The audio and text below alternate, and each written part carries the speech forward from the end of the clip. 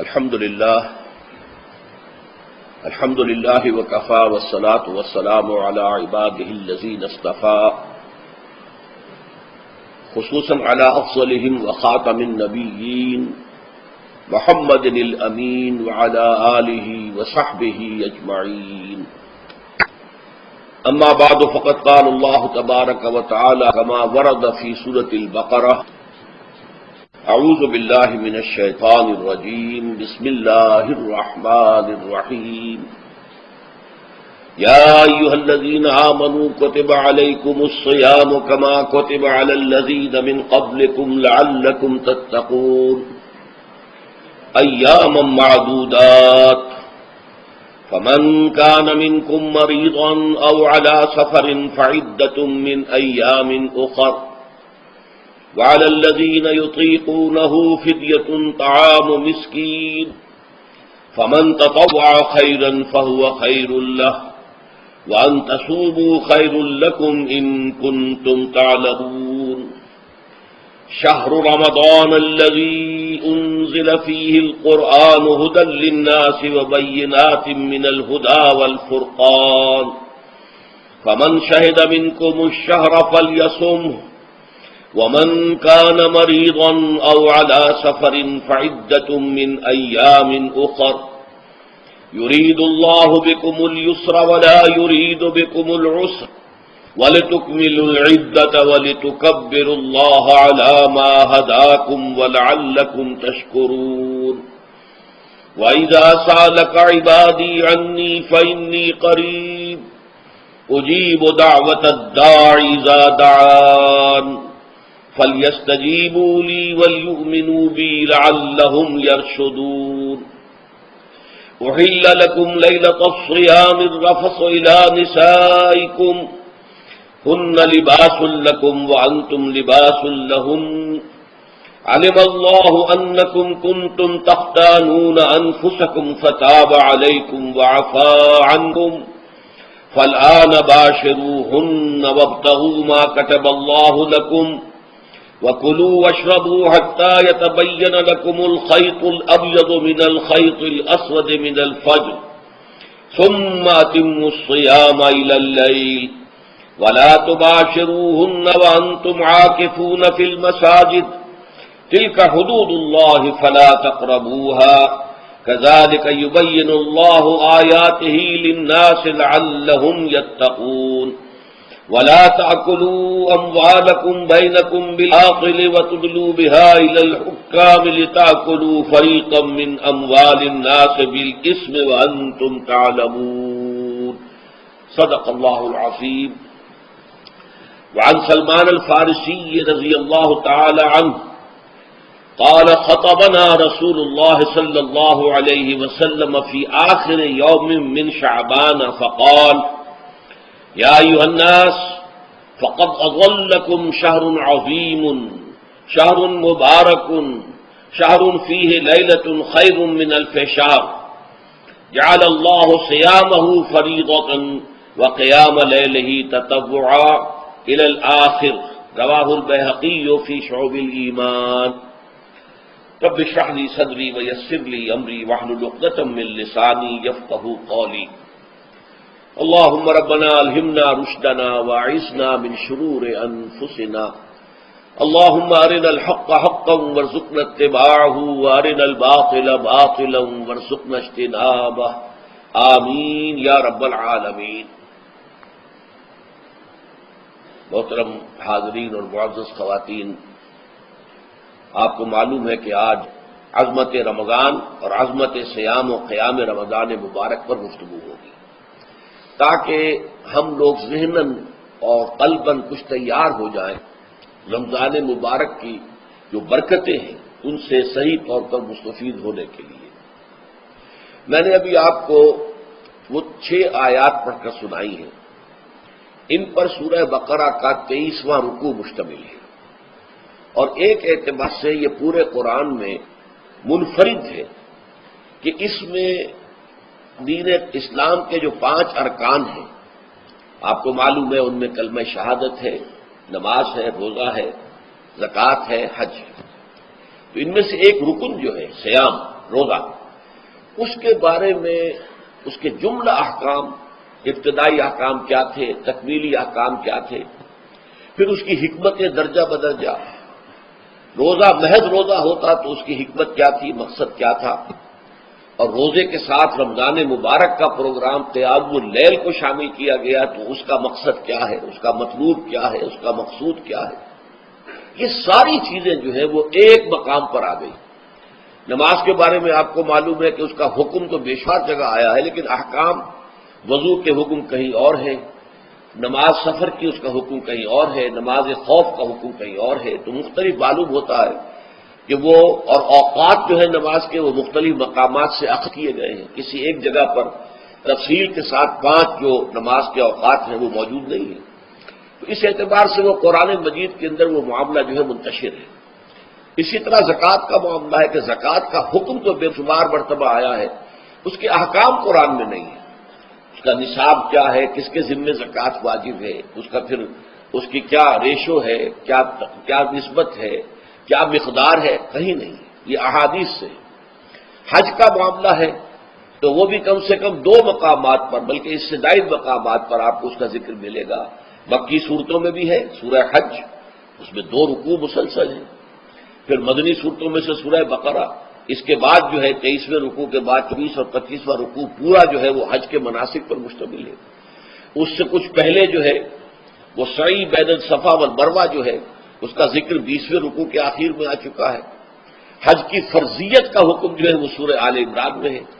لیکن یہ کہ یہ صوم کی عبادت جو ہے، جو کہ خود ایک رکن ہے اسلام کا، اس کے معاملے میں یہ 6 آیات اتنی جامع ہیں کہ اگر ان کو انسان سمجھ لے تو کل معلومات جو ہے صوم کے بارے میں جو مطلوب ہے وہ اس کو حاصل ہو جائے گی، اس کے احکام بھی، اس کی حکمتیں بھی۔ تو اسی حوالے سے آج ان پر گفتگو ہوگی۔ اچھا، اس کے علاوہ پھر میں نے وہ خطبہ پڑھا ہے، بلکہ اس کا ابتدائی کلمات صرف پڑھے ہیں، جس کے بارے میں حضرت سلمان فارسی رضی اللہ تعالیٰ عنہ نے یہ بیان کیا کہ حضور نے ہمیں یہ خطبہ ارشاد فرمایا شعبان کے آخری دن۔ میں سب سے پہلے اب آغاز کر رہا ہوں اسی خطبے کے ان الفاظ سے کہ جہاں پر درج ہے، آپ بھی اس کی متن پر نگاہ رکھیے۔ ان سلمان الفارسی رضی اللہ عنہ، حضرت سلمان فارسی رضی اللہ تعالی عنہ سے یہ روایت ہے۔ حضرت سلمان آپ کو معلوم ہے کہ ایران میں پیدا ہوئے اور ان کے والد جو ہیں وہ آتش کدے کے بڑے ذمہ دار آدمی تھے، لیکن ان کو نفرت پیدا ہوئی کہ یہ آگ خود جلاتے ہیں، ایندھن اس میں نہ ڈالیں تو بجھ جاتی ہے، ہم کیسے اس کے سامنے ہاتھ جوڑ کر کھڑے ہو جائیں، اس سے دعائیں مانگیں۔ بہرحال اس بنا پر جو بھی چپکلش ہوئی تو جیسے حضرت ابراہیم علیہ السلام کو ان کے والد نے گھر سے نکال دیا تھا، انہیں بھی گھر سے نکلنا پڑا۔ جیسے حضرت ابراہیم نے پھر ہجرت کی تھی اور وہ عراق سے جو ہے شام کی طرف منتقل ہوئے تھے، تو یہ ایران سے شام کی طرف منتقل ہوئے، وہاں جا کر انہوں نے عیسائیت کا مذہب اختیار کیا، راہبوں کے پاس رہے۔ آخری راہب جس کے پاس تھے زیر تربیت اور تعلیم تھے، تو جب اس کے انتقال کا وقت آیا تو انہوں نے کہا کہ مجھے تو ابھی تشفی نہیں ہوئی پورے طور سے، آپ نے بہت کچھ سکھایا ہے، بہت کچھ سمجھایا ہے، اور میں نے آپ سے بہت کچھ فیض حاصل کیا ہے، لیکن ابھی تو مجھے تشفی نہیں ہوئی، اب آپ کا انتقال ہو رہا ہے، میں آپ کے بعد کس کے پاس جاؤں؟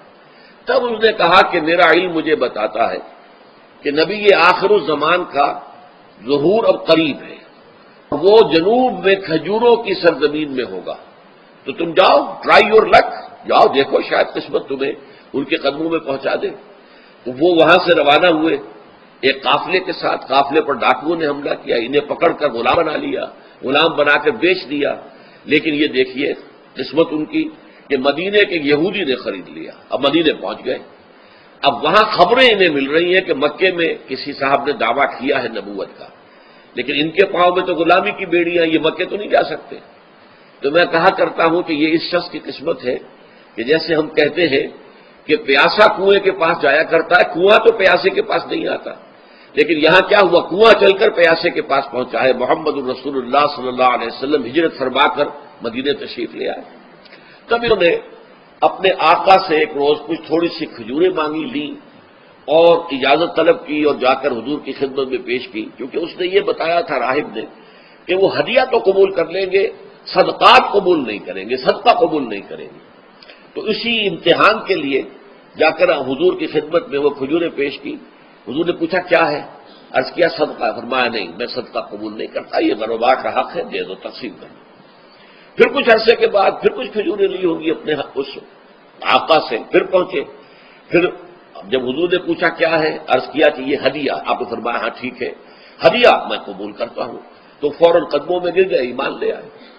اور ان کا معاملہ جو ہے یہ بھی جان لیجئے کہ یہ فقراء صحابہ میں سے تھے جو کوئی کام نہیں کرتے تھے، ہمہ وقت حضور کے ساتھ رہنا، اور اس اعتبار سے حضور نے ان کے بارے میں یہ بھی کہا ہے کہ سلمان و منا من اہل البیت، سلمان جو ہے وہ ہمارے اہل بیت میں شامل ہے رضی اللہ تعالی عنہ۔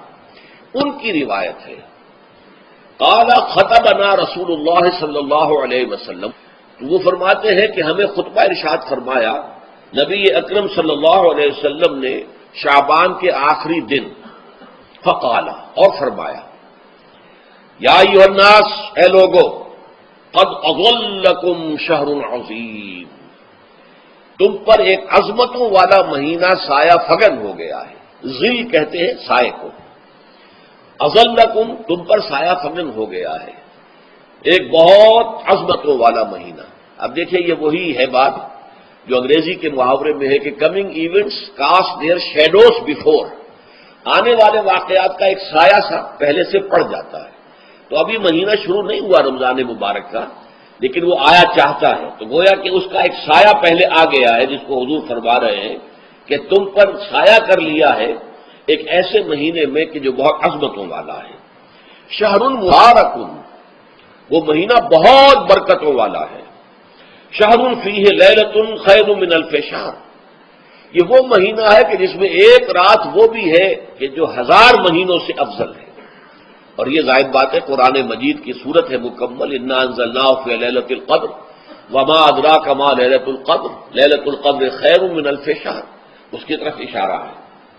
اب اس کے بعد جو جملہ ہے جعل اللہ صیامہ فریضۃ، اللہ نے اس مہینے کا روزہ رکھنا فرض قرار دے دیا ہے۔ وہ قیام لیلہ، ایک تو قیام اللیل کے لفظ پر غور کیجیے، اور اس کی راتوں کے دوران کھڑے رہنے کو تطوعاً، آزاد مرضی پر چھوڑ دیا ہے۔ تو گویا کہ اس رمضان مبارک کے 2 پروگرام ہیں، ایک پروگرام دن سے متعلق ہے وہ ہے روزہ، اور ایک قیام رات سے متعلق ہے اور وہ ہے قیام اللیل۔ دن کا پروگرام فرض ہے، رات کا پروگرام فرض نہیں ہے، لیکن ایک طرح کی تشویق اور ترغیب، اس کے لیے جو ہے تحریص، یہ موجود ہے۔ ورنہ تو یہ ہے کہ ہر رات جو ہے اس میں تہجد آپ پڑھیں، رات کو کھڑے رہے، وہ اللہ تعالیٰ کو بہت پسندیدہ ہے۔ تہجد حضور کے لیے تو فرض کے درجے میں رہی ہے، لیکن عام مسلمانوں پر فرض نہیں ہے۔ البتہ جو کوئی کر سکے ان کے لیے یقیناً بہت اعلیٰ مراتب ہے، بہت اونچے درجات ہیں، تو وہ تو کسی بھی شب میں پورے سال آپ کریں، لیکن اس کے لیے خاص طور پر چونکہ اہتمام کیا گیا، لہذا جعلہ کا جو فعل ہے اس کے مفعول میں جہاں یہ شامل ہے، نمبر 1 جعل اللہ صیامہ فریضۃ، روزہ رکھنا فرض قرار دے دیا ہے، اور اس کی راتوں کو کھڑے رہنا یہ تمہاری مرضی پر چھوڑ دیا، اسے فرض نہیں کیا ہے۔ بس اس تمہید کے بعد اب میں شروع کروں گا استقبال رمضان کے ضمن میں روزے کی حکمتیں کیا ہیں، اس کے احکام کیا ہیں۔ نمبر 1، شریعت محمدی میں روزے کی تدریجی فرضیت، یہ جو تمہیدی مضمون ہے اس ضمن میں وہ بہت اہم ہے۔ پہلی بات یہ جان لیجئے کہ اہل عرب جو ہیں، قریش بھی، اہل مکہ اور قریش کے تابع بقیہ تمام بنی اسماعیل بھی، اور ان کے تابع جو بھی عرب میں دوسرے قبیلوں کے لوگ تھے کہ جو عربی تھے اور مشرک تھے، وہ سب اس کے اندر مراد ہیں۔ تو فرمایا گیا کہ ان لوگوں میں روزے کی عبادت معروف نہیں تھی، یا تو یہ ہے کہ حضرت ابراہیم علیہ السلام کے زمانے میں روزے کی عبادت تھی ہی نہیں، کیونکہ یہ لوگ اپنے قول کے مطابق ملت ابراہیم پر تھے، لیکن یہ ہے کہ بہرحال روزے کی عبادت سے ناآشنا تھے۔ کیا وجہ ہے یہ ہم نہیں جانتے۔ آپ کو معلوم ہے نماز سے وہ واقف تھے، اگرچہ اس کا حلیہ انہوں نے بگاڑ دیا تھا، تالیاں بجاتے تھے، سیٹیاں بجاتے تھے یہ، لیکن نماز کہتے تھے اسے نماز۔ طواف سے وہ واقف تھے، اگرچہ اس کے ضمن میں اتنی گھناؤنی حرکت بھی کی تھی کہ مرد اور عورتیں وہ بالکل برہنہ ہو کر طواف کرتے تھے، تو اسے بہت فضیلت والی بات سمجھتے تھے۔ بہت خدا رسیدگی کی بات سمجھتے تھے کہ کامل برہنہ ہو کر طواف کیا جائے، لیکن بہرحال طواف تھا۔ اسی طرح قیام عرفہ، قیام منا، یہ بھی موجود تھے۔ تو حج کے بھی بہت سے ارکان جو ہیں وہ ان کے ہاں معروف تھے، اور ویسے خیرات و صدقات، چاہے زکوٰۃ ایک خاص نظام کے تحت نہیں تھی، لیکن زکوٰۃ و صدقات، بھوکوں کو کھانا کھلانا، یہ ان کا اعلیٰ اقدار میں یہ چیزیں شامل تھیں، اخلاقیات کے اونچے مقامات میں۔ اس صوم کا ان کے ہاں قطعاً کوئی ذکر نہیں تھا، روزے کی عبادت جو ہے ان کے ہاں بالکل نہیں تھی۔ البتہ صوم کا لفظ موجود تھا، یہ لفظ وہ استعمال کرتے تھے اپنے گھوڑوں کے لیے، روزہ رکھواتے تھے گھوڑوں کو۔ اس کا پس منظر یہ ہے کہ ان کے ہاں آپ کو معلوم ہے کہ لڑائی، دنگا فساد، جنگ، اور یہ کہ غارت گری کرنا، لوٹ مار کرنا، یہ تمام ان عرب قبائل کا پیشہ تھا، اصل پیشہ یہی تھا۔ اس میں ان کے پاس دو جانور تھے، ایک تو اونٹ۔ اونٹ جو ہے وہ ان کی جو باب و ہوا ہے اور ان کے جو حالات ہیں اس کے ساتھ پوری مطابقت رکھتا ہے، یعنی اسے کئی دن کھانے کو نہ ملے اسے پرواہ نہیں، ہفتہ بھر پانی نہ ملے اسے کوئی پرواہ نہیں۔ اس اعتبار سے دھوپ کی کتنی ہی جو ہے تپش وہ اونٹ کو کچھ نہیں کہتی، لیکن یہ کہ وہ سست رفتار جانور ہے۔ لڑائی کے لیے، جنگ کے لیے، خاص طور پر غارت گری جہاں کرنی ہو، جہاں جا کر گویا کہ ڈاکہ مارنا، پھر دوڑنا ہے، بھاگنا ہے، واپس جانا، تو انہیں گھوڑے کی ضرورت ہوتی تھی جو سریع الرفتار ہے، لیکن گھوڑے میں یہ اوصاف نہیں تھے۔ وہ بھوک کو برداشت نہیں کر سکتا، مزمحل ہو جائے گا، وہ پیاس کو برداشت نہیں کر سکتا، مزمحل ہو جائے گا، وہ دھوپ کو برداشت نہیں کر سکتا، مزمحل ہو جائے گا، اور اگر یہ گھوڑا مزمحل ہو جائے تو سوار کا کیا حشر ہوگا، وہ آپ اسے اندازہ کر لیجئے کہ اصل میں تو پھر ہلاکت سوار کی ہوگی۔ اس لیے وہ اسے تیار کرتے تھے جنگ کی صعوبتوں کو برداشت کرنے کے لیے۔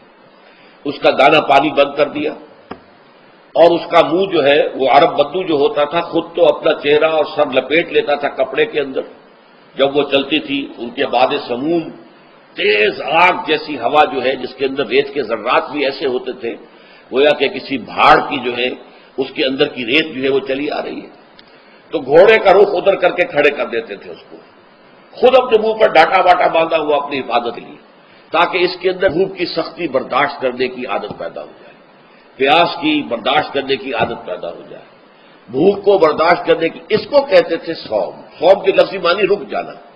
اب یہ کھانے پینے سے رکا ہوا ہے، اور یہ دھوپ کی سختیاں برداشت کرنے کے لیے دھوپ کے اندر، اور وہ جو آتی تھی وہاں پہ باد سموم، اس کے اندر بھی اس کا سامنا کرنے کے لیے تیار ہے۔ تو یہ پس منظر ہے روزے کا لغوی اعتبار سے، اور یہ کہ اہل عرب جو ہے پرانے وہ اس عبادت سے ناواقف تھے، لہذا ہمیں پورے مکی قرآن میں اس کا کہیں ذکر نہیں ملتا۔ البتہ مدینے میں جب حضور تشریف لائے اور صحابہ کرام ہجرت کے بعد، تو یہاں آپ نے دیکھا کہ یہودی جو ہے وہ روزہ رکھتے ہیں یوم عاشورہ کا، 10 محرم۔ تو حضور نے دریافت کیا کہ یہ تم 10 محرم کو روزہ کیوں رکھتے ہو؟ تو انہوں نے کہا کہ یہ دن ہماری نجات کا دن ہے۔ 10 محرم کو اللہ تعالیٰ نے فرعون کو کیا تھا اور ہمیں نجات دی تھی اس کے ظلم و ستم سے، تو شکرانے کے طور پر ہم روزہ رکھتے ہیں۔ تو حضور نے فرمایا کہ موسیٰ کے تو پھر ہم تم سے زیادہ حقدار ہیں، ہم موسیٰ کو مانتے ہیں علیہ الصلوۃ والسلام، ان کی عزت کرتے ہیں، قدر کرتے ہیں، تو ہم بھی روزہ رکھیں گے۔ تو آپ نے صحابہ کو حکم دیا کہ عاشورہ کا روزہ رکھا کرو۔ پھر کچھ عرصے کے بعد اللہ تعالیٰ کی طرف سے حکم آ گیا، اور یہ حکم جو ہے اس رکوع کی پہلی آیت کے اندر ہے، یا ایھا الذین آمنوا کتب علیکم الصیام کما کتب علی الذین من قبلکم لعلکم تتقون۔ لیکن جیسا کہ میں بعد میں بتاؤں گا، یہ حکم صوم رمضان کا نہیں ہے، بلکہ یہ کہ اللہ کے حکم سے پہلے 3 دن کے روزے فرض کیے گئے، ہر مہینے کی 13ویں، 14ویں اور 15ویں تاریخ کو روزہ رکھو۔ اس میں بڑی حکمت تھی، کیونکہ یہ عرب عادی نہیں تھے روزے کے، تو انہیں تدریجاً کھو کر کرنا تھا۔ ظاہر بات ہے کہ 30 دن جو ہے وہ تو ایک بڑی مدت ہے، اور ظاہر بات ہے کہ مئی کا مہینہ بھی آ جائے گا، اس میں جون بھی آئے گا، جولائی بھی آئے گا، قیامت خیز مہینے آ جائیں گے، تو بڑی ہمت جواب دے جائے گی۔ تو پہلے روزہ ہر مہینے 3 روزے رکھنے کی ان کو مشق کرائی جائے تاکہ یہ عادی ہو۔ یہ 3 روزے اب مئی میں بھی آ گئے، جون میں بھی آ گئے، تب بھی ٹھیک ہے، اس کو انسان 3 دن کی تو مشقت برداشت کر سکتا ہے۔ تو پہلے یہ کیا گیا، لیکن اس کے ضمن میں یہ حکم دے دیا گیا، اس کو کہتے ہیں وجوب علی التخییر، یہ اختیار دے دیا گیا کہ یہ 3 روزے تم پر واجب کیے جا رہے ہیں، لیکن یہ کہ اگر تم یہ روزے نہ رکھو تو تم فدیہ دے سکتے ہو ایک مسکین کو کھانا کھلانا صبح و شام. یہ ہے وجوب علی التخیر. دوسری رعایت یہ دی گئی کہ اگر کوئی شخص ان 3 تاریخوں میں بیمار ہو یا سفر پر ہو تو وہ تعداد دوسرے دنوں میں پوری کر لے. یہ ہے گویا کہ سب سے پہلا حکم جو دیا گیا ہے. ایام معدودات، یہ دن ہے چند گنتی کے. مجھے حیرت ہوتی ہے کہ جدید جو مفسرین ہیں جنہوں نے اردو میں ترجمے کیے تفسیریں کی ہیں، ان سب کی نگاہوں سے یہ بات اوجھل رہی کہ یہ در حقیقت رمضان کے روزے کا ذکر نہیں ہے، بلکہ اس ابتدائی حکم سے متعلق ہے کہ جو ہر مہینے میں 3 دن کے روزے رکھنے کا حضور نے دیا تھا. لیکن یہ کہ میرا اپنا ذاتی واقعہ یہ ہے زندگی کا، اور یہ اہم واقعات میں سے ہے. میں جب میڈیکل کالج میں پڑھتا تھا، سمجھیے 19-20 سال کی میری عمر، اس وقت بھی مجھے یہ احساس ہوا تھا کہ یہ جو 2 آیات آئی ہیں یہاں ایک دوسرے کے تقابل میں، یہ بیک وقت نازل نہیں ہو سکتی، ان میں وقفہ ہوگا. اور یقیناً پہلا حکم کسی اور پس منظر میں ہے، دوسرا حکم جو بعد میں ہم دیکھیں گے وہ کسی اور پس منظر میں ہے. تو میری رائے یہ تھی، اور میں اس پر قائم بھی تھا، بیان بھی کرتا تھا، لیکن ڈرتا تھا، اس لیے کہ اس وقت تک جتنی تفسیریں میں نے دیکھی تھی، ترجمے دیکھے تھے، ان میں سے کسی نے یہ بات کہی نہیں تھی. تو ایک آدمی اپنی رائے کے اوپر اتنی بڑی بات کہہ دے تو میں ڈرتا رہتا تھا، لیکن کہتا تھا کہ میری رائے یہی ہے. پھر اتفاق سے جماعت اسلامی ہند کا ترجمان ہوتا تھا ماہنامہ زندگی، عروج احمد قادری صاحب اس کے مدیر تھے. وہ جو ایک پرچہ آیا اس میں انہوں نے تنقید کی تھی مولانا سید انور شاہ کشمیری رحمۃ اللہ علیہ سے. ان کے اوپر یہ تنقید کی تھی کہ انہوں نے یہ عجیب بات کہہ دی ہے کہ یہ جو حکم ہے یہ رمضان کا نہیں ہے، بلکہ رمضان سے پہلے جو حضور نے حکم دیا تھا 3 دن کے روزے رکھنے اس سے متعلق ہے. اب مجھے اس کے اوپر پورا اطمینان ہو گیا کہ اگر سید محمد انور شاہ کاشمیری رحمۃ اللہ علیہ کی رائے یہ ہے تو متفق گردید رائے بو علی بارائے من، مجھے اب اس سے زیادہ اور کسی سند کی ضرورت نہیں. بعد میں نے جب تفسیر کبیر امام راضی رحمۃ اللہ علیہ کی اس کا بھی مطالعہ شروع کیا تو میں حیران ہوا کہ سلف میں تو یہ رائے کثرت سے موجود تھی. کیا سبب ہوا ہے کہ آج کے دور کے جو مترجمین اور مصنفین ہیں ان کی نگاہوں سے بالکل یہ بات اوجھل ہو گئی؟ اس معاملے کو میں حل آج تک نہیں کر سکتا. لیکن اب میں پورے تیقن سے آپ سے کہہ رہا ہوں کہ یہ جو پہلی 2 آیتیں ہیں ان کا تعلق صوم رمضان سے نہیں ہے، بلکہ ان کا تعلق ہے وہ 3 دن کی. اس کی سب سے بڑی دلیل اس کے اندر موجود ہے ایام معدودات، گنتی کے چند دن. اب 30 یا 29 دن جو ہے وہ گنتی کے چند دن نہیں ہو سکتے، وہ اچھی بڑی تعداد ہے. پھر یہ ہے کہ یہ معدودات جو ہے اس کو کہا جاتا ہے جمع قلت. یہ زیادہ سے زیادہ 9 پر اس کا اطلاق ہوتا ہے، اس وزن پر جو جمع آتی ہے. اور اس میں جو ہے خود قرآن مجید میں حج کے سلسلے میں منا کے قیام کے ضمن میں الفاظ آئے ہیں ایام معدودات، فمن تعجل فی یومین فلا اثم علیہ ومن تاخر فلا اثم علیہ. منا میں قیام ہے گنتی کے چند دن، تو جو 2 دن ہی میں جلدی کر کے وہاں سے واپس ہو جائے اس پہ بھی کوئی اس گناہ نہیں ہے، اور جو مہر کر کے 3 دن پورے کرے اس پر بھی کوئی گناہ نہیں. تو وہاں پر بھی نظیر موجود ہے کہ 2 یا 3 دن پر اس کا اطلاق ہو رہا ہے. تو یہاں پر ایام معدودات سے لازماً یہ مراد ہے کہ یہ 3 دن جو ہے ہر مہینے میں 13ویں 14ویں 15ویں در حقیقت اس روزے سے متعلق یہ آیت آ رہی ہے. اور یہ بھی نوٹ کر لیجئے کہ رمضان کے روزے کی فرضیت کے بعد بھی حضور کا معمول اور آپ کے صحابہ کا اور جو بھی ہمارے ہاں اتباع کرتے ہیں حضور صلی اللہ علیہ وسلم کا نوافل میں بھی ان کا یہ معمول ہے. ہر مہینے میں یہ 3 روزے حضور بعد بھی رکھتے تھے اور آپ کے بہت صحابہ رکھتے تھے، اور آج بھی ہمارے ہاں بہت سے لوگ جو دیندار ہیں اور جن کے اندر یہ جذبہ ہے اتباع سنت کا وہ رکھتے ہیں. 13ویں 14ویں اور 15ویں تاریخوں کا ان کو ایام 20 کہتے ہیں. اس کی راتیں روشن ہوتی ہیں، 13ویں رات 14ویں رات 15ویں رات. چاند جو ہے اس کے اندر آپ کو معلوم ہوتا ہے 14ویں کو تو مکمل ہوتا ہی ہے، 13ویں اور 15ویں کا بھی تقریباً مکمل ہے. تو ایام 20 کے روزے جو ہیں بعد میں بھی برقرار رہے ہیں، لیکن نفلاً. فرض اس کے بعد جو ہے وہ رمضان کے روزے ہو گئے. تو ایام معدودات یہ دن ہے گنتی کے.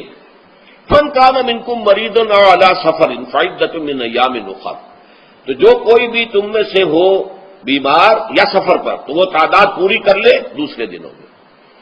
گویا کہ ایک تو یہ رعایت ہو گئی. دوسری رعایت وعلی الذین یطیقونہ فدیۃ طعام مسکین.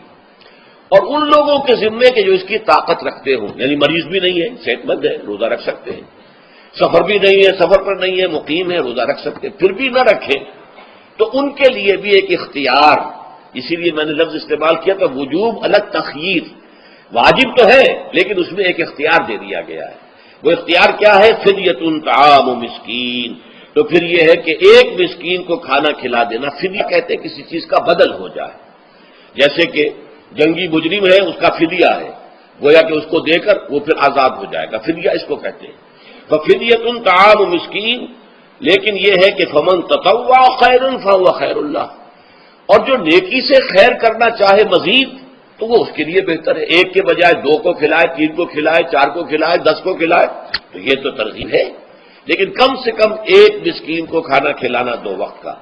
وَأَن تَصُومُوا خَيْرٌ لَكُمْ، اب دیکھیے یہ لفظ بول رہے ہیں، اگر تم روزہ رکھو تو یہ تمہارے حق میں بہتر ہے، یعنی اگرچہ اختیار تمہیں دے دیا ہے، اختیار یہ ہے کہ روزہ رکھو، اگر نہ رکھو تو فدیہ دے دو ایک مسکین کا کھانا، لیکن اگر تم روزہ رکھو ان کنتم تعلمون، اگر حقیقت میں تم علم رکھتے ہو کہ روزے کے اندر کیا کیا برکات ہیں، تو تمہیں روزہ لازماً رکھنا چاہیے۔ تشویق اور ترغیب موجود ہے، لیکن یہ کہ اس کی فرضیت یا وجوب نہیں ہے۔ یہ تھا ابتدائی حکم روزے کی ضمن میں۔ اب اس کے بعد اگلی آیت جو ہے اس کے بھی پہلے حصے کو مت پڑھیے، شہر رمضان الذی انزل فیہ القرآن، اس کے بارے میں تو بعد میں گفتگو ہوگی، بینات من الہدی والفرقان، لیکن اگلا جملہ فمن شہد منکم الشہر فلیصم، اب یہ رمضان کے روزے کی فرضیت کا حکم آیا ہے۔ رمضان کا مہینہ وہ ہے جس میں قرآن نازل کیا گیا، اس کے بارے میں جیسا کہ میں نے عرض کیا پھر بعد میں عرض کروں گا، لیکن جو شخص بھی تم میں سے موجود ہو اس مہینے میں، اپنے گھر میں موجود ہے، اپنے شہر میں موجود ہے، سفر پر نہیں ہے، یا یہ ہے کہ جو شخص بھی اس مہینے کو پائے، اس کی زندگی میں یہ مہینہ آ جائے، یہ برکتوں کا ایک موقع اسے مزید حاصل ہو جائے، فلیصم، یہ امر کا صیغہ ہے، یہ وجوب ہے مطلقاً۔ اب اس میں جو 2 رعایتیں پہلے دی گئی تھی ان میں سے ایک کو برقرار رکھا، ومن کان مریضا او علی سفر فعدۃ من ایام اخر، یہی وہ الفاظ جن کی بنا پر میرا گمان اس وقت بھی یہ تھا کہ یہ 2 بیک وقت نازل نہیں ہو سکتی آیات، یہ جو تکرار ہے بیماری تکرار ہو جائے گی پھر اگر ایک ہی وقت میں نازل ہو رہی ہو، اور قرآن مجید کی فصاحت اور بلاغت سے یہ چیز بعید ہے کہ وہاں پر اس طرح کی تکرار بلا سبب ہو رہی ہو۔ قرآن میں اور بہت سے آیات ہیں جن میں کہ آپ کو معلوم ہے کہ پورا رکوع ہے سورہ مزمل کا جس میں قیام اللیل کا حکم ہے، پھر اسی کے آخر میں وہ آیت شامل کر دی گئی ہے جو کم سے کم 1 سال بعد نازل ہوئی ہے، جس میں کہ رات کے قیام کا وجوب ختم کر دیا گیا، اور صرف یہ کہ جتنا بھی تم سے ممکن ہو سکا کرو، ضروری نہیں ہے کہ تہائی شب ہو، آدھی ہو، 2 تہائی ہو، جتنا بھی ممکن ہو قرآن پڑھا کرو رات کو، گویا کہ وہ فرضیت جو تھی قیام اللیل کی وہ ختم ہو گئی۔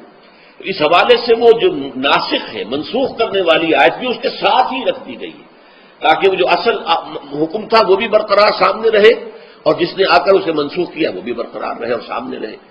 اسی طرح یہاں پر بھی یہ حکم آیا، کتنے عرصے کے بعد آیا یہ مجھے معلوم نہیں، لیکن یہ کچھ عرصے کے بعد آیا ہے کہ رمضان کا مہینہ وہ ہے کہ جس میں قرآن نازل کیا گیا۔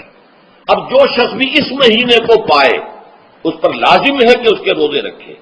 ہاں من کان مریضا او علی سفر، جو شخص ہو مریض، بیمار ہو یا سفر پر ہو، فعدۃ من ایام اخر، تو وہ تعداد پوری کر لے دوسرے دنوں میں۔ یرید اللہ بکم اليسر ولا یرید بکم العسر، اللہ تمہارے ساتھ آسانی چاہتا ہے، سختی نہیں چاہتا۔ یہ اصل میں کیوں کہا ہے اس کی وجہ سمجھ لیجئے، آج بھی آپ کو اپنے ہاں ایسے لوگ مل جائیں گے جن کا تقویٰ کا تصور اتنا غلط ہو گیا ہے کہ 104 درجے کا بخار ہے، روزہ چھوڑنے کو تیار نہیں۔ بھلے آدمیوں، اللہ نے تمہیں ایک رخصت دی ہوئی ہے تو خام خواہ اپنے اوپر یہ شدت کیوں لے رہے ہو؟ لیکن لیتے روزہ چھوڑنے کو تیار، روزہ قضا نہیں کروں گا، سفر پر جا رہے ہیں اور روزہ قضا کرنے کو تیار نہیں۔ ایک موقع پر ایک غزوے کے دوران ایسا ہوا کہ کچھ لوگوں نے روزہ رکھا ہوا تھا، لیکن وہ اتنے یوں سمجھیے مزمحل ہو گئے کہ جب پڑاؤ پر پہنچے تو جن کا روزہ نہیں تھا انہوں نے تو بڑی چاق و چوبند طریقے سے خیمے نصب کیے، سارا بندوبست کیا، اور یہ جا کر بے سود ہو کر بے ہوش ہو کر گر پڑے۔ تو حضور نے فرمایا ان کو دیکھ کر، لیسا من البر الصیام فی السفر، سفر میں روزہ رکھنا یہ کوئی نیکی کا کام نہیں ہے۔ یہ نیکی کا غلط تصور ہے کہ جو تم نے اپنے اختیار کر لیا. یہ تمہارے اندر تشدد پسندی پیدا ہو رہی ہے. دین کے احکام میں جو مقصد ہے وہ کیا ہے؟ یرید اللہ بکم اليسر ولا یرید بکم العسر. اسی پر عمل کرتے ہوئے حضور نے فرمایا ہے کہ جو بھی علماء دین ہیں یا جو رہنمایان دین ہیں ان کا کام کیا ہے؟ آپ نے فرمایا یسروا ولا تعسروا. دیکھو آسانیاں پیدا کرو، سختیاں پیدا نہ کرو. دین میں سختیاں پیدا کرنا بھی وہ اسر اور اغلال بن جاتا ہے کہ جس کو رفع کرنے کے لیے اور جس سے لوگوں کو، یہودیوں کو اور تمام اہل کتاب کو نجات دینے کے لیے اللہ تعالیٰ نے اپنے رسول محمد صلی اللہ علیہ وسلم کو بھیجا. وَيَضَعُ عَنْهُمْ إِصْرَهُمْ وَالْأَغْلَالَ الَّتِي كَانَتْ عَلَيْهِمْ. کہ جہاں وہ نیکی کا حکم دیتے ہیں، بدی سے روکتے ہیں، پاکیزہ چیزوں کو حلال ٹھہراتے ہیں اور خبیث چیزوں کو، ناپاک چیزوں کو حرام قرار دیتے ہیں، وہیں پہ لوگوں کے اوپر سے بوجھ بھی ختم کرتے ہیں کہ جو انہوں نے خام خواہ اپنے اوپر لاد لیے. تو ان میں سے یہ بھی ہے کہ یہ نیکی کا کام نہیں ہے کہ آپ سفر میں ہیں اور روزہ رکھ رہے ہیں. یرید اللہ بکم اليسر ولا یرید بکم العسر وَلِتُكْمِلُوا الْعِدَّةَ. لیکن یہ بات واضح رہے کہ اب تمہارے لیے تعداد کو پورا کرنا لازم ہے. یہ نہیں ہے کہ آپ اس کی جگہ پر فدیہ دے دیں تو بات پوری ہو جائے گی. نہیں، روزے کی تعداد آپ کے رمضان میں 2 روزے 3 روزے چھوٹ گئے بیماری کی وجہ سے، ٹھیک ہے، لیکن دوسرے دنوں میں اس کی قضا دینی لازم ہے. وہ روزے رکھنے جو ہے آپ پر لازم ہے. ان کا کوئی بدل جو ہے وہ فدیہ نہیں ہو سکتا. البتہ یہ نوٹ کر لیجئے، یہ حکمت نبوی ہے کہ یہاں اگرچہ وہ فدیے کا حکم جو ہے گویا کہ بظاہر قرآن مجید کے الفاظ سے محسوس ہوتا ہے کہ مطلقاً منسوخ ہو گیا، لیکن حضور نے اس کو خاص حالتوں میں باقی رکھا ہے. کوئی شخص اتنا بوڑھا ہو چکا ہے یا خاتون اتنی بوڑھی ہو چکی ہے کہ دن بھر کا فاقہ جو ہے اس میں اندیشہ ہے کہ کہیں ہلاک نہ ہو جائے. کوئی مریض ہے، مرد ہے یا عورت ہے، وہ ڈائبٹیز کی مریضہ ہے، اس کو وہ شوگر کا مرض ہے اور وہ اس کو برداشت نہیں کر سکتی، شوگر لیول بہت نیچے ہو جائے تو موت واقع ہو سکتی. کوئی ایسا مریض ہے جس کو مرض سے شفا پانے کی اب کوئی امید ہے ہی نہیں کہ میں مرض سے شفا پا جاؤں گا یا پا جاؤں گی تو اس کے بعد میں روزہ مکمل کر دوں گی. نہیں، ایسے لوگوں کے لیے حضور نے اس رعایت کو برقرار رکھا ہے کہ ایسے لوگ اگر ایک مسکین کو کھانا کھلا دیں تو یہ فدیہ بن جائے گا. لیکن جو بھی شخص صحت مند ہو اور صحت کی توقع رکھتا ہو اور جو شخص بھی طاقت رکھتا ہو روزے کا قضا کر دینے کا، اس کے لیے لازم ہے کہ روزوں کی قضا کرے. وَلِتُكْمِلُوا الْعِدَّةَ وَلِتُكَبِّرُوا اللَّهَ عَلَىٰ مَا هَدَاكُمْ. اور تاکہ تم اللہ کی کبریائی کا اعلان کرو اس چیز پر کہ جو اس نے تمہیں ہدایت عطا فرمائی ہے. اب اس کا ایک تو ظاہر ہے کہ جب روزے ختم ہوتے ہیں عید الفطر میں، تکبیر، اضافی تکبیرات کے ساتھ 2 رکعتیں ہیں جو ہم ادا کرتے ہیں. احناف کے نزدیک 6 اضافی تکبیرات ہیں اور اہل حدیث کے نزدیک 12 ہیں، لیکن تکبیرات ہیں اضافی. اور یہ کہ جاتے ہوئے اور آتے ہوئے عید کے لیے آپ جا رہے ہیں تو تکبیرات پڑھتے ہوئے جائیے، واپس آ رہے ہیں تکبیر پڑھتے ہوئے آئیے. اور یہ بھی کہ جاتے ہوئے راستہ کوئی اور، آتے ہوئے راستہ کوئی اور اختیار کیجئے تاکہ پورا شہر، پوری بستی جو ہے تکبیر کی آواز سے گونج جائے. یہ ظاہر ہے. باطن اس کا کیا ہوگا؟ اللہ کی کبریائی کا اعلان کرو، اللہ کی کبریائی کو نافذ کرنے کی کوشش کرو. جب اللہ نے تمہیں ہدایت دے دی ہے، تمہیں اپنے دین حق سے نواز دیا ہے، اب تمہارا فرض ہے کہ اس کو قائم کرو، اس کے لیے جد و جہد کرو، اس کے لیے تن من دھن لگاؤ، اس کے لیے جان اور مال سے جہاد کرو. وَلِتُكَبِّرُوا اللَّهَ عَلَىٰ مَا هَدَاكُمْ وَلَعَلَّكُمْ تَشْكُرُونَ. اور تاکہ تم واقعتاً شکر کرو. اس پر بھی گفتگو بعد میں ہوگی. یہ حکمت صوم کے حوالے سے ہے یہ لفظ. اس کے بعد جو ہے ایک آیت چھوڑ کر پھر اگلی 5ویں آیت پڑھیے. یہ ہے تکمیلی احکام. ابتدائی احکام آ گئے. نمبر 2 میں صوم رمضان کا حکم آ گیا. نمبر 3 پر ہوا کیا تھا کہ جب روزوں کا حکم دیا گیا تو چونکہ مثال آپ نے رکھی تھی یہود کی کہ یہود جو ہے عاشورہ کا روزہ رکھتے ہیں تو ہم بھی کیوں نہ رکھیں، مسلمانوں تم بھی رکھو. اس سے گمان یہ کیا گیا کہ جو احکام یہود کی شریعت میں ہیں روزے کے، شاید وہی ہماری شریعت میں بھی ہے. اور ان کی شریعت میں یہ تھا کہ رات کو سو گئے تو روزہ شروع ہو گیا، اور وہ روزہ اب نہ کوئی سحری ہے نہ رات میں کے دوران کوئی میاں اور بیوی جو ہے وہ ہم بستری کر سکتے ہیں، بلکہ یہ کہ وہ روزہ صبح سے لے کر پھر جب رات کے بعد صبح آئے گی، صبح سے پھر دوپہر اور شام اور غروب آفتاب پر جا کر روزہ ختم ہوگا. گویا کہ کم و بیش 20 گھنٹے کا روزہ یا 21 گھنٹے کا روزہ، کیونکہ اگر غروب آفتاب کے 3 گھنٹے کے بعد آدمی سو گیا تو وہاں سے جو روزہ شروع ہوا ہے تو غروب آفتاب پر اگلے روز جو ہے وہ ختم ہوگا، تو ہو جائے گا 20-21 گھنٹے کا روزہ۔ یہ روزے کا حکم لوگوں نے سمجھا، اس کی صراحت کوئی نہیں تھی، لیکن لوگ جو ہے کیونکہ صراحت منفی بھی نہیں تھی مثبت بھی نہیں تھی، لہذا وہ رات کے وقت میں جب دن ہوتے تھے روزوں کے، ان کی راتوں میں وہ اپنی جو بھی ایک طبعی ضرورت ہے جو ہم بستری ہے میاں اور بیوی کی، شوہر اور بیوی کی، ہو کر گزرتے تھے جذبات کے اندر، جو بھی اس وقت ان کی احتیاج ہوئی، دل میں کھٹک رہتی تھی کہ پتہ نہیں ہم نے یہ صحیح کام کیا نہیں کیا، غلط کیا۔ تو اس سے یہ کہ ظاہر بات ہے کہ پھر قرآن مجید اسے قرار دے رہا ہے اپنے آپ سے خیانت کرنا۔ جب انسان اپنے ضمیر کے خلاف کوئی بات کر رہا ہو تو چاہے وہ بات صحیح ہے لیکن وہ اسے گناہ سمجھ کے کر رہا ہے تو اس نے تو گناہ کیا، وہ اپنے آپ سے تو خیانت کر رہا ہے۔ ایک شخص ہے وہ بکری کا گوشت کھا رہا ہے لیکن سمجھتا یہ کہ یہ سور کا گوشت ہے، تو اس نے تو سور ہی کا کھایا نا، اس نے بکری کا تو نہیں کھایا، لیکن اس نے سمجھا یہ کہ یہ سور کا گوشت اور کھا رہا ہے۔ تو اس حوالے سے ایک دغدغہ سا دل میں رہتا تھا، پریشانی۔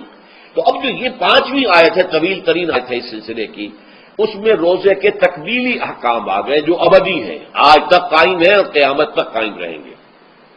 فرمایا احل لکم لیلۃ الصیام الرفث الی نسائکم، اے مسلمانوں روزے کی راتوں میں تمہارے لیے حلال کر دیا گیا ہے اپنی بیویوں سے اپنی خواہش کا پورا کرنا۔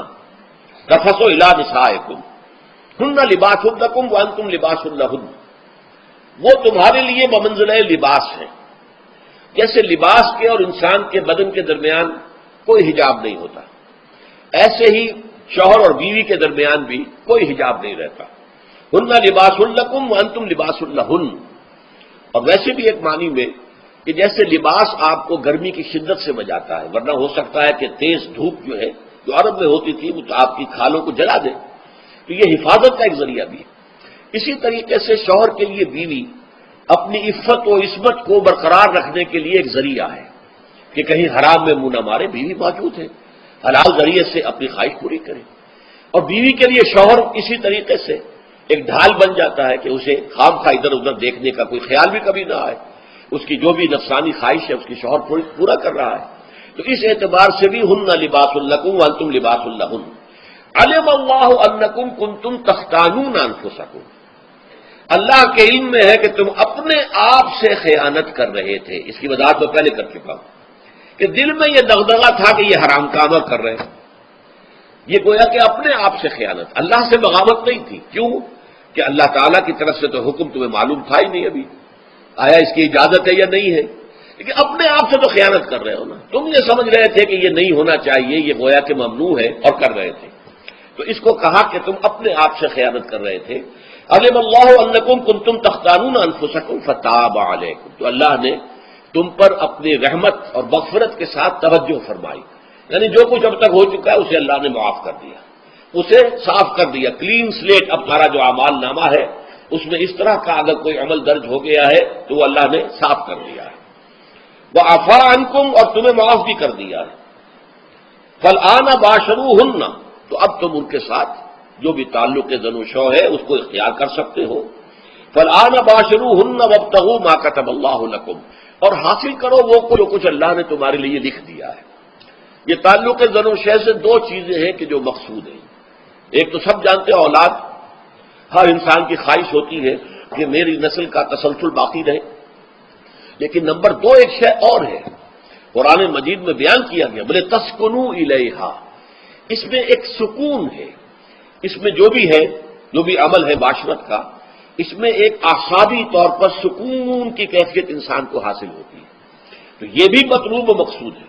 تو ما کتب اللہ لکم، تمہارے لیے اللہ نے اس میں ایک تو اولاد کا معاملہ رکھ دیا ہے اور ایک تمہارے لیے سکون کا، لتسکنوا الیہا، تاکہ تم ان کی طرف توجہ کر کے سکون حاصل کرو۔ فالآن باشروہن وابتغوا ما کتب اللہ لکم وکلوا واشربوا، اب سحری کا حکم آ گیا، وکلوا واشربوا حتی یتبین لکم الخیط الابیض من الخیط الاسود من الفجر، اور کھاتے رہو اور پیتے رہو یہاں تک کہ تمہارے لیے فجر کے وقت کے اعتبار سے سفید ڈوری سیاہ ڈوری سے بالکل علیحدہ ہو جائے۔ اصل میں اس کو بعض صحابہ نے تو سمجھا کہ یہ لغوی معنی اس کے لیے کہ آپ اپنے تکیے میں ایک سفید دھاگا رکھ لیا اور ایک کالا رکھ لیا، اور دیکھتے رہتے تھے جب یہ سفید اور کالا علیحدہ علیحدہ نظر آنے لگے تو پھر روزے کا رکھنے کا وقت شروع ہو چکا اور اب کھانا پینا بند کر دیا جائے۔ فرمایا گیا یہ مراد نہیں ہے، یہ جب پاؤ پھٹتی ہے تو اس کے اندر ایک سفید سی لکیر جو ہے افق کے اوپر آتی ہے، یہ ہے مراد کہ وہ جو سفید لکیر ہے وہ ظاہر ہو جائے اور وہ رات کے اختتام کا گویا کہ ایک اعلان اور علم بن جائے۔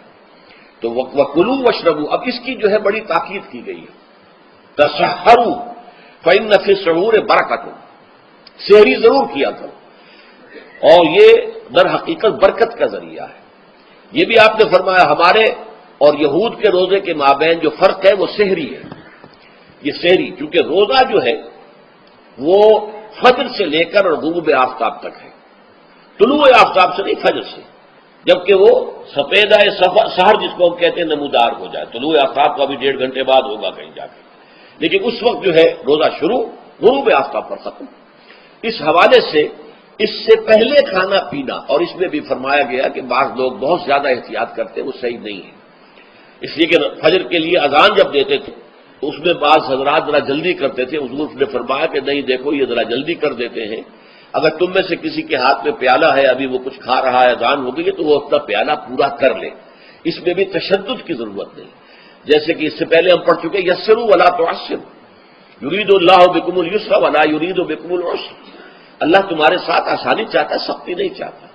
تو اسی طرح فرمایا وَكُلُوا وَاشْرَبُوا حَتَّىٰ يَتَبَيَّنَ لَكُمُ الْخَيْطُ الْأَبْيَضُ مِنَ الْخَيْطِ الْأَسْوَدِ مِنَ الْفَجْرِ ثُمَّ أَتِمُّوا الصِّيَامَ إِلَى اللَّيْلِ، پھر اب روزے کو پورا کرو رات تک۔ إِلَى اللَّيْلِ میں پھر بڑی بحثیں ہوئی ہیں، اس لفظ کی مناسبت سے اہل تشیع اس کے قائل ہیں کہ جبکہ خوب اندھیرا ہو جائے، لیکن اہل سنت کا اجماع ہے کہ غروب آفتاب اس سے مراد ہے، اس لیے کہ آغاز رات کا غروب آفتاب کے ساتھ ہے، اور اس میں بھی احادیث کے اندر آیا ہے کہ تعجیل کرنی چاہیے۔ بعض لوگ وہی جو میں نے عرض کیا کہ تقویٰ کے تحت جو ہے جیسے کہ سفر میں بھی روزے رکھتے ہیں، یا 104 بخار کے درجے میں بھی وہ روزہ قضا کرنے کو تیار نہیں ہوتے، ایسے ہی وہ تاخیر کرتے ہیں اپنے تقوی کے حساب سے، کہیں ایسا نہ ہو، کوئی غلطی نہ ہو جائے، کہیں یہ نہ ہو جائے، کہیں وہ نہ ہو جائے، تو پھر اس کے اندر وہ افطار میں، تو آپ نے فرمایا کہ قوم جو ہے اسی وقت صحیح رہے گی جبکہ وہ افطار میں عجلت سے کام لے، یعنی سحری کے اندر بہت زیادہ جلدی کرنے کی ضرورت نہیں، اگر اذان ہو رہی ہے اس کے دوران بھی اگر کچھ کھا پی رہے ہو تو کھا پی لو، مکمل کر لو۔ اسی طریقے سے افطار کے اندر جو ہے وہ تاخیر کرنے کی ضرورت نہیں، سورج کے غروب کے ساتھ افطار کر لو۔ وَلَا تُبَاشِرُوهُنَّ وَأَنْتُمْ عَاكِفُونَ فِي الْمَسَاجِدِ، ہاں اپنی بیویوں سے تم مباشرت نہ کرو، تعلق زن و شوق قائم نہ کرو جبکہ تم مسجدوں کے اندر معتکف ہو۔ یہ اعتکاف کا ذکر ہو گیا، رمضان کے آخری عشرے میں یہ اعتکاف جو مسنون ہے کہ 21ویں شب سے شروع ہو جائے گا، یعنی 20واں روزہ ختم ہوا اس کے ساتھ یہ اعتکاف شروع ہو گیا، اور پھر اعتکاف مسنون جو ہے وہ جب تک کہ چاند نظر نہ آ جائے شوال کا، عید کا، اس وقت تک یہ اعتکاف جاری رہے گا۔ یہ ہے مسنون اعتکاف، اس کی کیا حکمت ہے وہ میں بعد میں عرض کروں گا۔ تو یہ حکمت جو ہے اس کے حوالے سے گفتگو بعد میں ہو جائے گی، لیکن یہاں یہ بتا دیا گیا کہ یہ جو رمضان کی 20 راتوں میں اجازت دی گئی ہے اپنی بیویوں کے ساتھ ہم بستری کی، وہ اس معتکف کے لیے نہیں ہے جو مسجد میں معتکف ہے، تو ہاں اس کی اہلیہ آ سکتی ہے وہاں ملاقات کے لیے، کسی مشورہ کوئی کرنا ہے بہت ضروری ہے، آ جائے، ملاقات ہو سکتی ہے، لیکن یہ کہ مباشرت نہیں ہو سکتی، وہ حرام ہے۔ فرمایا وَلَا تُبَاشِرُوهُنَّ وَأَنْتُمْ عَاكِفُونَ فِي الْمَسَاجِدِ تِلْكَ حُدُودُ اللَّهِ، یہ اللہ کی حدود ہیں، شریعت اسلامی کی یہ حدود ہے، فَلَا تَقْرَبُوهَا، تو ان کے قریب تک مت جاؤ۔ قرآن مجید میں اس اعتبار سے دو انداز تعبیر ہے کہ اللہ کی حدود ہے فَلَا تَعْتَدُوهَا، یہ اللہ کی حدود ہے، ان سے تجاوز نہ کرو، اس حد کو پھلانگ نہ جاؤ، اس حد سے آگے نہ گزر جاؤ۔ یہاں ہے تقربوها، اللہ تعالیٰ کی حدود کے قریب تک نہ جاؤ۔ اس کی وجہ ایک حدیث میں بیان کر دی گئی ہے کہ جیسے ہر بادشاہ کی ایک چراگاہ ہوتی ہے، وہ صرف شاہی جو بھی جانور ہیں ان کے، یا گھوڑے ہیں یا کوئی اور ہیں، ان کے چرنے کے لیے ہے، وہاں پہ کوئی رعایت کا کوئی آدمی اپنی بھیڑ بکریاں وغیرہ نہیں لے جا سکتا، وہ حما کہلاتا تھا کہ یہ شاہ کے لیے مخصوص ہے، لکل ملک حمن۔ رحم اللہ محارمہ، اللہ بھی بادشاہ ہے کائنات کا، ارض و سما کا، اس نے بھی جن چیزوں کو حرام کر دیا ہے وہ حما ہے، اس میں داخل نہیں ہوتے ہوئے. تو فرمایا کہ جو چرواہا اپنی بھیڑوں کو بالکل اس کی آخری حد تک لے جائے گا تو اندیشہ ہے کہ کوئی بھیڑ کوئی بکری جان لگائے اور اس چراگاہ میں داخل ہو جائے. اس لیے کیپ ایٹ اے ڈسٹینس، ایک فاصلے پر رہو. احتیاط کا تقاضا یہ ہے کہ اس آخری حد کے قریب نہ جاؤ. فلا تقربوہا، اس کے قریب نہ جاؤ. ان حدود کی تو سختی کے ساتھ پابندی کرنی ہے. ان کے لیے یہ ہے کہ ان کو نہ صرف یہ کہ ان سے تجاوز نہیں کرنا بلکہ ان سے ذرا کچھ فاصلے ہی پر اپنے آپ کو رکھنا ہے. کذالک یبین اللہ آیاتہ للناس، اسی طریقے سے اللہ تعالی واضح کرتا ہے اپنی آیات کو لوگوں کے لیے. وَلَعَلَّهُمْ يَتَّقُونَ، اور تاکہ وہ پھر تقویٰ کریں، بچیں. جب احکام معلوم ہو گئے اب بچنا آسان ہے. جب احکام معلوم نہیں تو اندیشہ ہے کہ کہیں کسی حرام کے اندر جو ہے وہ ملوث ہو جائے. جیسے کہ ایک حدیث میں آتا ہے کہ الحلال بین والحرام بین وبینہما مشتبہات، حلال کیا ہے یہ بھی واضح ہے، حرام کیا ہے یہ بھی واضح. البتہ ان دونوں کے مابین کچھ چیزیں ہوتی ہیں متشابہات، پتہ نہیں حلال ہے کہ حرام ہے. تو تم بچو، ان چیزوں سے بھی بچو، اس لیے کہ اس کے اندر حرام ہونے کا اندیشہ ہے نا، لہذا ان سے بھی بچو. جو صریحاً حلال ہے اسی پر اکتفا کرو. جن کے بارے میں تعین نہیں ہو پا رہا ہے کہ وہ حلال ہے، البتہ یہ بھی ثابت نہیں ہو رہا ہے کہ وہ حرام ہے، تو ان سے یہ تقویٰ کا تقاضا ہے. اگرچہ قانونی اعتبار سے یہ کہا جائے گا کہ وہ مباح ہے. جس شے کی حرمت کا ثبوت ہمیں کتاب اللہ اور سنت رسول سے نہ ملے وہ مباح ہے. لیکن یہ ہے کہ تقویٰ کا تقاضا یہ ہے. قانون کا تقاضا یہ کہ مباح کو آپ اختیار کریں گے تو آپ پر گرفت نہیں ہوگی، اس لیے کہ اس کی حرمت ثابت نہیں ہے. لیکن تقویٰ کا تقاضا یہ ہے کہ آپ صرف اس شے پر اکتفا کریں کہ جس کے حلال ہونے کے لیے ثبوت اور دلیل موجود ہے. تو یہ ہے کہ تلک حدود اللہ فلا تقربوہا کذالک یبین اللہ لکم آیاتہ للناس لعلہم یتقون. یہ احکام ہے تکمیلی روزے کے، جس کے ضمن میں میں نے کچھ احادیث نبویہ کے حوالے سے بھی ان کی مزید وضاحت کر دی. اب آئیے تیسری بات، روزے کا اصل حاصل کیا ہے. اب پہلی آیت پر ہمیں توجہ دینی ہوگی. یا ایھا الذین آمنوا کتب علیکم الصیام، اہل ایمان تم پر روزہ فرض کیا گیا، لکھ دیا گیا، طے کر دیا گیا. اگرچہ جیسا کہ میں نے عرض کیا یہ ابتدائی حکم ہے اور اس میں وجوب علی تخییر وہ بعد میں آ چکا دوسری آیت میں. کما کتب علی الذین من قبلکم، جیسے کہ یہ فرض کیا گیا تھا ان پر جو تم سے پہلے تھے، یعنی یہود اور نصارہ، ان پر بھی یہ روزہ جو ہے یہ فرض تھا. البتہ احکام مختلف ہو گئے. جیسے جمعے کا دن اور جمعے کو چھوڑ کر یہودیوں نے سبت کا دن اختیار کیا، عیسائیوں نے جو ہے وہ سنڈے کو اختیار کر لیا، لیکن احکام میں فرق ہے.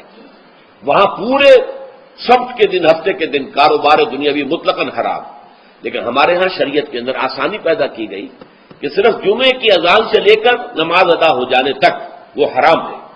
لیکن باقی یہ ہے کہ اس سے پہلے بھی اگر کرو اور بعد میں جب فَإِذَا قُضِيَتِ الصَّلَاةُ فَانتَشِرُوا فِي الْأَرْضِ وَابْتَغُوا مِن فَضْلِ اللَّهِ، جب نماز ادا ہو چکے تو جاؤ منتشر ہو سکتے ہو زمین میں اور اللہ تعالیٰ کے فضل کو تلاش کر سکتے ہو. تو اسی طریقے سے اگرچہ حکم روزہ جو ہے وہ تو سابقہ امتوں میں بھی تھا، لیکن یہ اس کے احکام جو ہے ان کے اندر تغیر و تبدل ہے.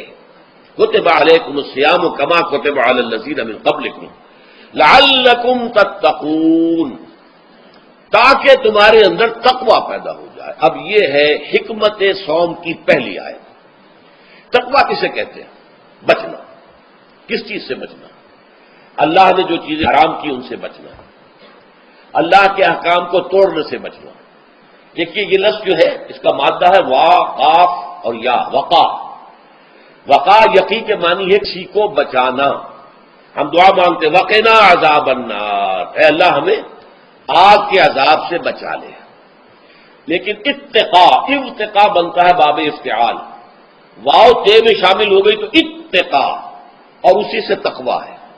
تقوی کے معنی کیا ہے؟ بچنا، خود بچنا. وقا یقی دوسرے کو بچانا. بچنا اللہ کے احکام کو توڑنے سے، اللہ کی حرام کردہ چیزوں میں ملوث ہونے سے، اللہ کے غضب سے، غصے سے. اللہ کی ناراضگی سے اور آخرت میں اللہ کے عذاب سے. یہ بچنے کی روش ہے. پوری زندگی میں بھی اس کو جاری رکھو. تقویٰ زندگی میں کیا ہوگا؟ اللہ کے احکام کو توڑنے سے بچنا، اللہ کی حرام کردہ چیزوں میں ملوث ہو جانا، ان کا استعمال کرنا، کھانے پینے سے متعلق ہو یا وہ شہوت سے متعلق ہو یا کسی اور چیز سے متعلق ہو، اس سے بچنا. اور یہ بچنا جو ہے آخرت میں نتیجہ خیز ہوگا، جہنم سے بچاؤ ہو جائے گا، آگ کے عذاب سے نجات مل جائے گی. اچھا، روزے کا اس سے تعلق کیا ہے یہ سمجھ لیجیے. دیکھیے، ہمارے گناہوں کا سب سے بڑا سبب ہمارے نفسانی تقاضے ہیں. ہم ایک حیوان بھی ہیں اور حیوان سے بڑھ کر بھی کچھ ہے، وہ میں بعد میں عرض کروں گا. لیکن حیوان تو ہے. جیسے ہر حیوان کو کچھ خوراک کی ضرورت ہے، ہمیں بھی ضرورت ہے. ہر حیوان کو بقائے نسل کا معاملہ جنسی ہے، وہ ہمارا بھی ہے. ہر حیوان کو کوئی نہ کوئی سر چھپانے کی جگہ چاہیے، کوئی گھونسلہ ہو، کوئی کھو ہو، کوئی بل ہو، کچھ بھی ہو، کچھ چاہیے آخر. اسی طریقے سے ہمارے سارے تقاضے ہیں. حیوانات کو بھی آرام چاہیے، ہمیں بھی آرام چاہیے. یہ حیوانی تقاضے جو ہیں، جن کو ہم کہیں گے اینیمل انسٹنکٹس، ہمارے وجود کے اندر ہیں یہ، اور ان کا تقاضا ہمارے اندر سے ابھرتا ہے. اسی کو اڈ اینڈ لیبیڈو کہا ہے فرائڈ نے. جدید نفسیات کا بابا آدم جو ہے وہ فرائڈ ہے. اس نے اسے اڈ اور لب سے تعبیر کیا ہے. اس سے اوپر سیلف کو لایا ہے، اور اس کے بعد جو ہے وہ سپر ایگو ہے. تو یہ 3 درجے اس نے متعین کیے ہیں، اور میں اس کی دقت نظر، ایکیوٹی آف آبزرویشن کا بہت قائل ہوں. اگرچہ نظریات کا جو نتیجہ اس نے نکالا ہے وہ غلط ہے، لیکن ایکویٹی آف آبزرویشن کا قائل ہوں کہ اس نے انسانی شخصیت کے 3 لیولز کو آئیڈینٹیفائی کیا ہے.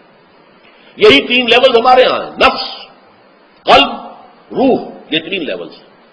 اس نے کہا اڈ اینڈ لیبیڈو یہ لوئسٹ ہے، پھر ایگو سیلف، پھر سپر ایگو. 3 لیول وہ بھی مانتا، اگرچہ ان کی تعبیر اس نے غلط کی ہے، لیکن جہاں تک اڈ اور لیبیڈو کی تعبیر ہے وہ صحیح ہے. وہ حیوانی تقاضے. اچھا، ان حیوانی تقاضوں کے بارے میں یہ بات بالکل واضح رہنی چاہیے کہ یہ اندھے بہرے ہیں. انہیں صرف اپنی گریٹیفیکیشن، اپنے تسکین سے جو ہے ساری بحث ہے. اس سے کوئی غرض نہیں کہ حلال ذریعے سے ہو، حرام ذریعے سے ہو. پیٹ کھانے کو مانگتا ہے بھوک کے اندر. اب آدمی جو ہے حرام کے اندر بھی بیمار بیٹھتا ہے، یہاں تک کہ خود شریعت اجازت دیتی ہے کہ اگر جان پر بن جائے، آدمی جو ہے وہ فاقے سے مر رہا ہو، تو وہ کوئی حرام چیز کھا کر بھی اپنی جان بچا سکتا ہے. لیکن عام حالات میں نہیں. لیکن ہو سکتا ہے ہمارا چٹخارا جو ہے وہ حرام کی طرف ہمیں لے جائے. کسی کو واقعتاً اللہ نہ کرے کہ سور کے گوشت کا چسکا لگ جائے، وہ اس کے بغیر بچتا ہی نہیں، کھاتا ہے. شراب کی عادت ہو تو پیتا ہے.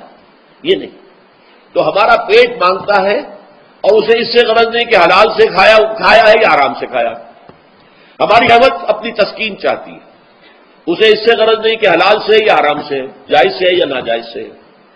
اسی طریقے سے ہمارے تمام تقاضے جو حیوانی ہیں، ایک تو یہ کہ بہت زوردار ہیں، اور چونکہ وہ اندھے بہرے ہیں، لہذا جو قرآن میں کہا گیا ان النفس لامارۃ بالسوء، یہ نفس تو بدی کا حکم دیتا ہی ہے. یہ گویا کہ اس کے اندر رجحان جو ہے انہیرنٹ ہے کہ وہ بدی کی طرف انسان کو ترغیب دلاتا ہے، چاہے وہ اپنی ضروریات سے متعلق ہو، چاہے اٹخاروں سے متعلق ہو، چاہے جو بھی لذت اسے درکار ہے اس سے متعلق ہو، چاہے وہ جنسی لذت ہے اور چاہے وہ طعام کی، یعنی جسے ہم کہتے ہیں کہ انسان جو ہے وہ اپنے پیٹ اور فرج کا غلام بن کر رہ جائے، اس لیے کہ جو تقاضا بھی آیا ہے اس کو وہ پورا کر رہا ہے.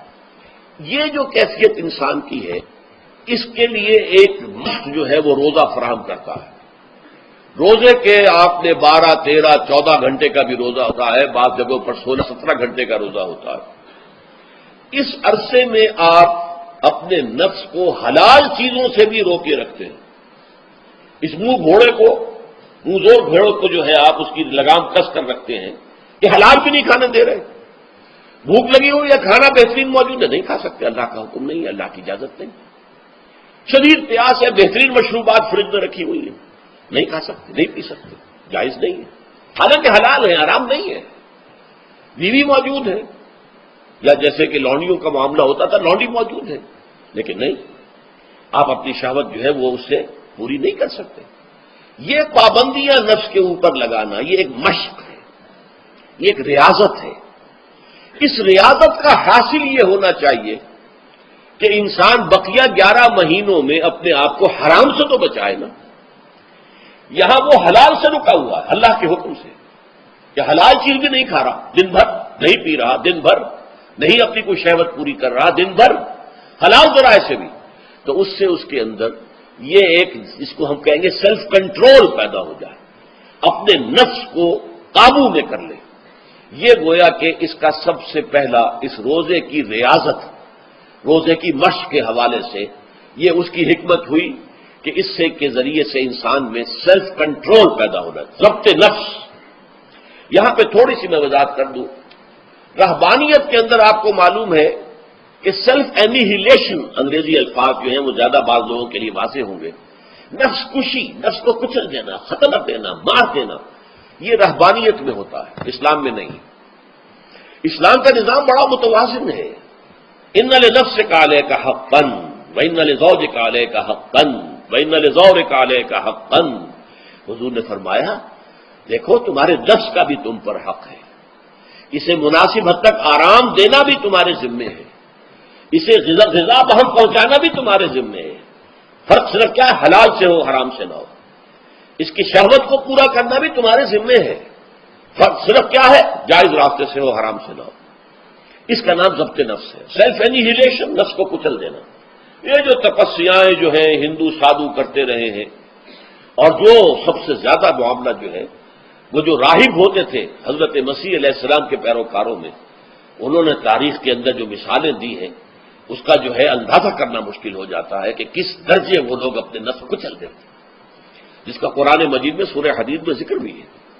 اکثر لوگ تو پابندی نہیں کر سکتے تھے، اپنے اوپر پابندیاں لگانے کے بعد غلط راستوں پر بھی چل پڑتے تھے، لیکن جو لوگ ان پابندیوں کو نبھاتے تھے وہ کس انتہا تک جاتے تھے۔ کبھی آپ جو ہے ہسٹری آف کرسچن موناسٹسزم پر جو تاریخ کی کتابیں لکھی گئی ان کو پڑھیں تو اندازہ ہوگا۔ مولانا مودودی نے تفہیم القرآن میں اس کا کچھ حوالے دیے ہیں، واقعہ یہ کہ رونگٹے کھڑے ہو جاتے ہیں انسان پر کہ اس درجے میں انہوں نے اپنے نفس کو کچلا۔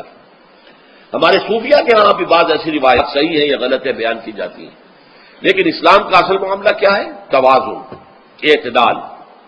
تمہارے نفس کا بھی تم پر حق ہے، ان لنفسک علیک حقا، تمہاری بیوی کا بھی تم پر حق ہے، وان لزوجک علیک حقا، اور تمہارا جو بھی کوئی ملاقاتی آئے، کوئی دوست ہے، اس کا بھی زورک علیک حق ہو، زیارت کرنے کے لیے کوئی آیا اس کا بھی حق ہے، ان کے حقوق ادا کرو۔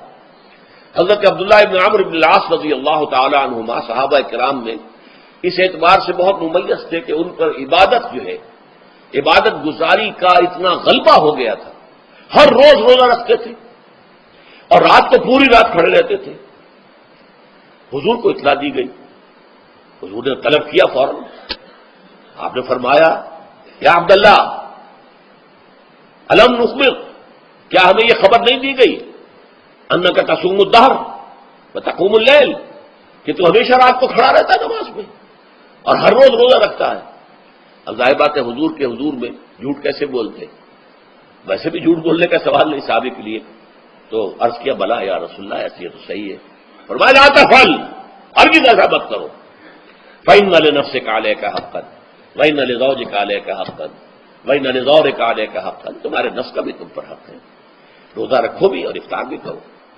بہترین روزہ جو ہے وہ حضرت داؤد علیہ السلام کا تھا، ایک دن روزہ رکھتے تھے، ایک دن افطار کرتے تھے۔ لیکن یہ ہے کہ آپ ہفتے میں 2 دن روزے حضور کے ہیں، سوموار کو اور جمعرات کو، مہینے میں 3 روزے یہ ہیں، اس میں گویا کہ سنت پر عمل بھی ہو جائے گا۔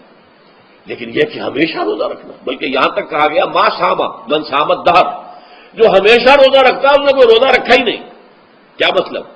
یہ تو اس نے اپنی ہیبٹس بدل لی ہیں، ہیبٹس ہو گئی ہیں یہ کہ سارا دن بھر نہیں کھانا، صبح کھانا شام کو کھانا، بس یہ تو اس نے اپنی ہیبٹ بدل لی ہے، روزہ ہیبٹ بن گیا اس کا۔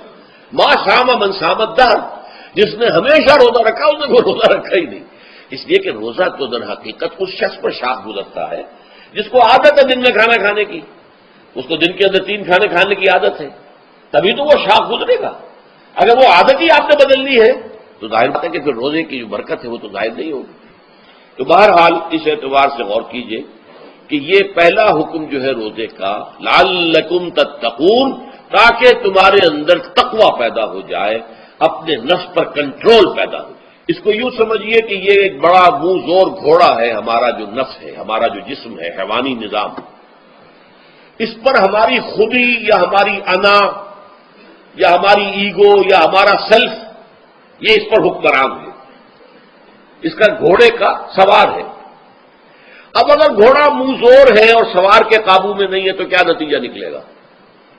اب وہ گھوڑے کے اختیار میں ہے، سوار صاحب کی جان جو ہے وہ جا کر پٹک دے کہیں، کسی کھائی میں گرائے، کسی اور جگہ گرائے، وہ تو گویا کہ اس کے رحم و کرم پر ہے۔ ہاں اگر سوار تکڑا ہے اور سوار نے جو ہے گھوڑے کو قابو میں کیا ہوا ہے، اس کی رانوں میں بھی جان ہے، دبایا ہوا ہے گھوڑے کو اپنی رانوں کے درمیان، تو ظاہر بات ہے کہ اب یہ گھوڑا جو ہے بہت بڑی ایسٹ ہے اس کے لیے۔ اب گھوڑا ادھر جائے گا جدھر سوار لے جانا چاہے گا، سوار اپنے مقصد، اپنی منزل تک پہنچے گا گھوڑے کے ذریعے سے، اور اگر برعکس ہے جیسا کہ میں عرض کر چکا ہوں تو وہ سوار جو ہے وہ گھوڑے کے رحم و کرم پر ہے۔ یہی معاملہ ہے، ہماری خودی یا ہماری انا یا ہمارا ایگو، یہ در حقیقت یہ راکب ہے، اور ہمارا وجود حیوانی یہ مرکب ہے، یہ گھوڑا ہے۔ اگر ہم قابو یافتہ ہوں اپنے اس گھوڑے کے اوپر تو یہی جسم ہمارے لیے ایک بہت بڑا ایسٹ ہے۔ ہاتھوں سے نیکی کمائیں گے، پاؤں سے نیکی کمائیں گے، آنکھوں سے نیکی کمائیں گے، کانوں سے نیکی کمائیں گے، یہ ساری نیکیاں کمانے کا ذریعہ بن جائے گا۔ تلاوت قرآن سن رہے ہیں تو کانوں کی نیکی ہو رہی ہے، قرآن دیکھ کر پڑھ رہے ہیں تو آنکھوں کی نیکی ہو رہی ہے۔ یہ سارے ہمارے اعصاب، ہمارے تمام اعضاء و جوارح نیکی کا ذریعہ ہے۔ لیکن اگر کہیں یہ ہمارا نفس امارہ، ایڈ اور لیبیڈو ہم پر قابو پا لے تو پھر ہم اس کے رحم و کرم پر ہیں، پھر وہ ہمیں جس کھائی میں چاہے گا گرا دے گا۔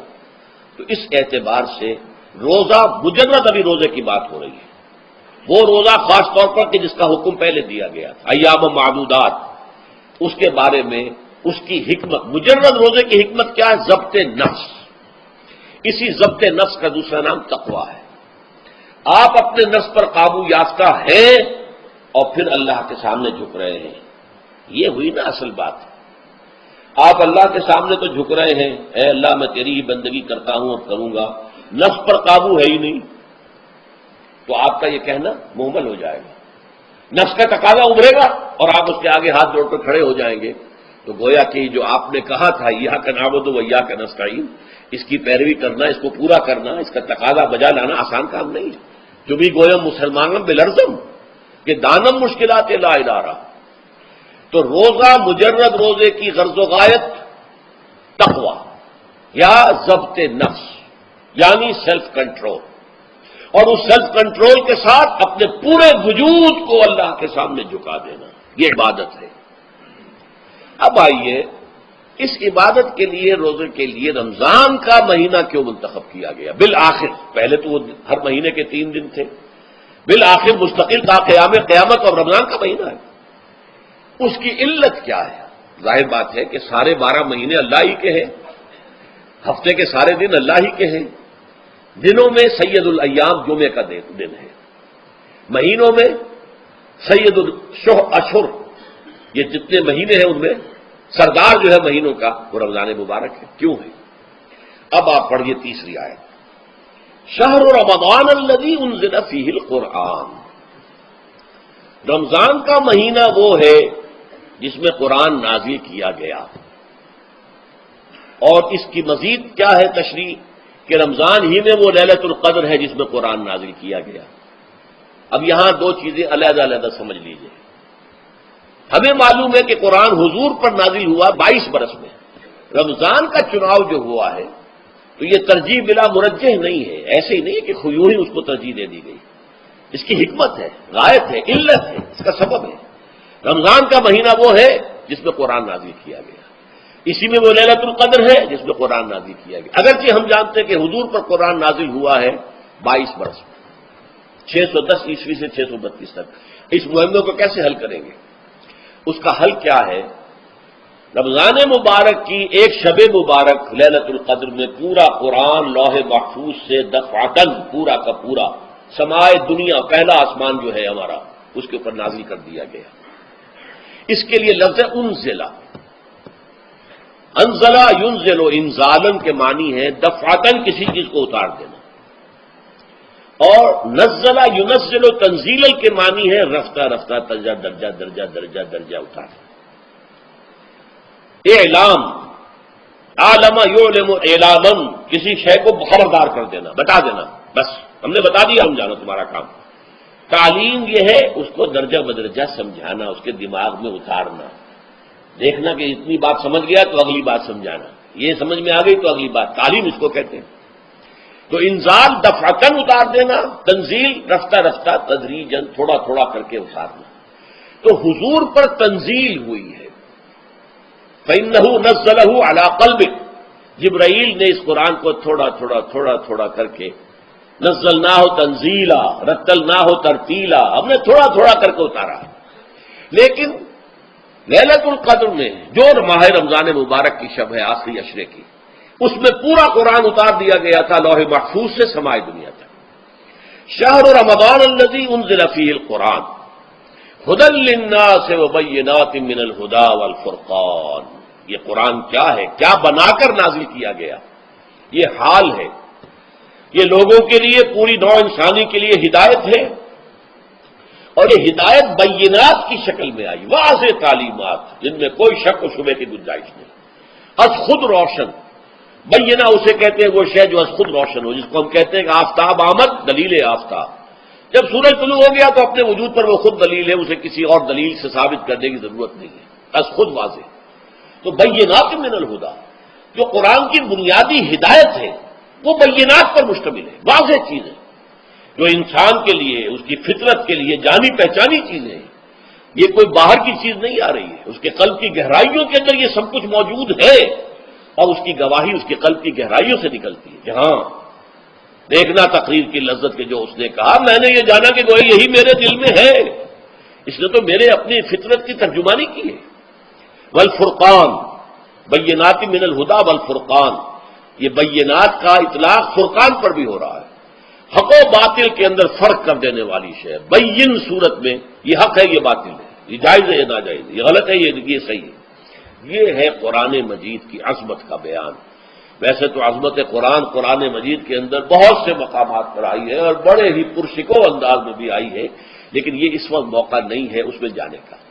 یہاں جو قرآن کا تعارف کرایا گیا، ھدی للناس وبینات من الھدی والفرقان، اور یہ رمضان میں نازل کیا گیا، لہذا رمضان کا مہینہ جو ہے اس عبادت کے لیے خاص اور مختص کر لیا گیا.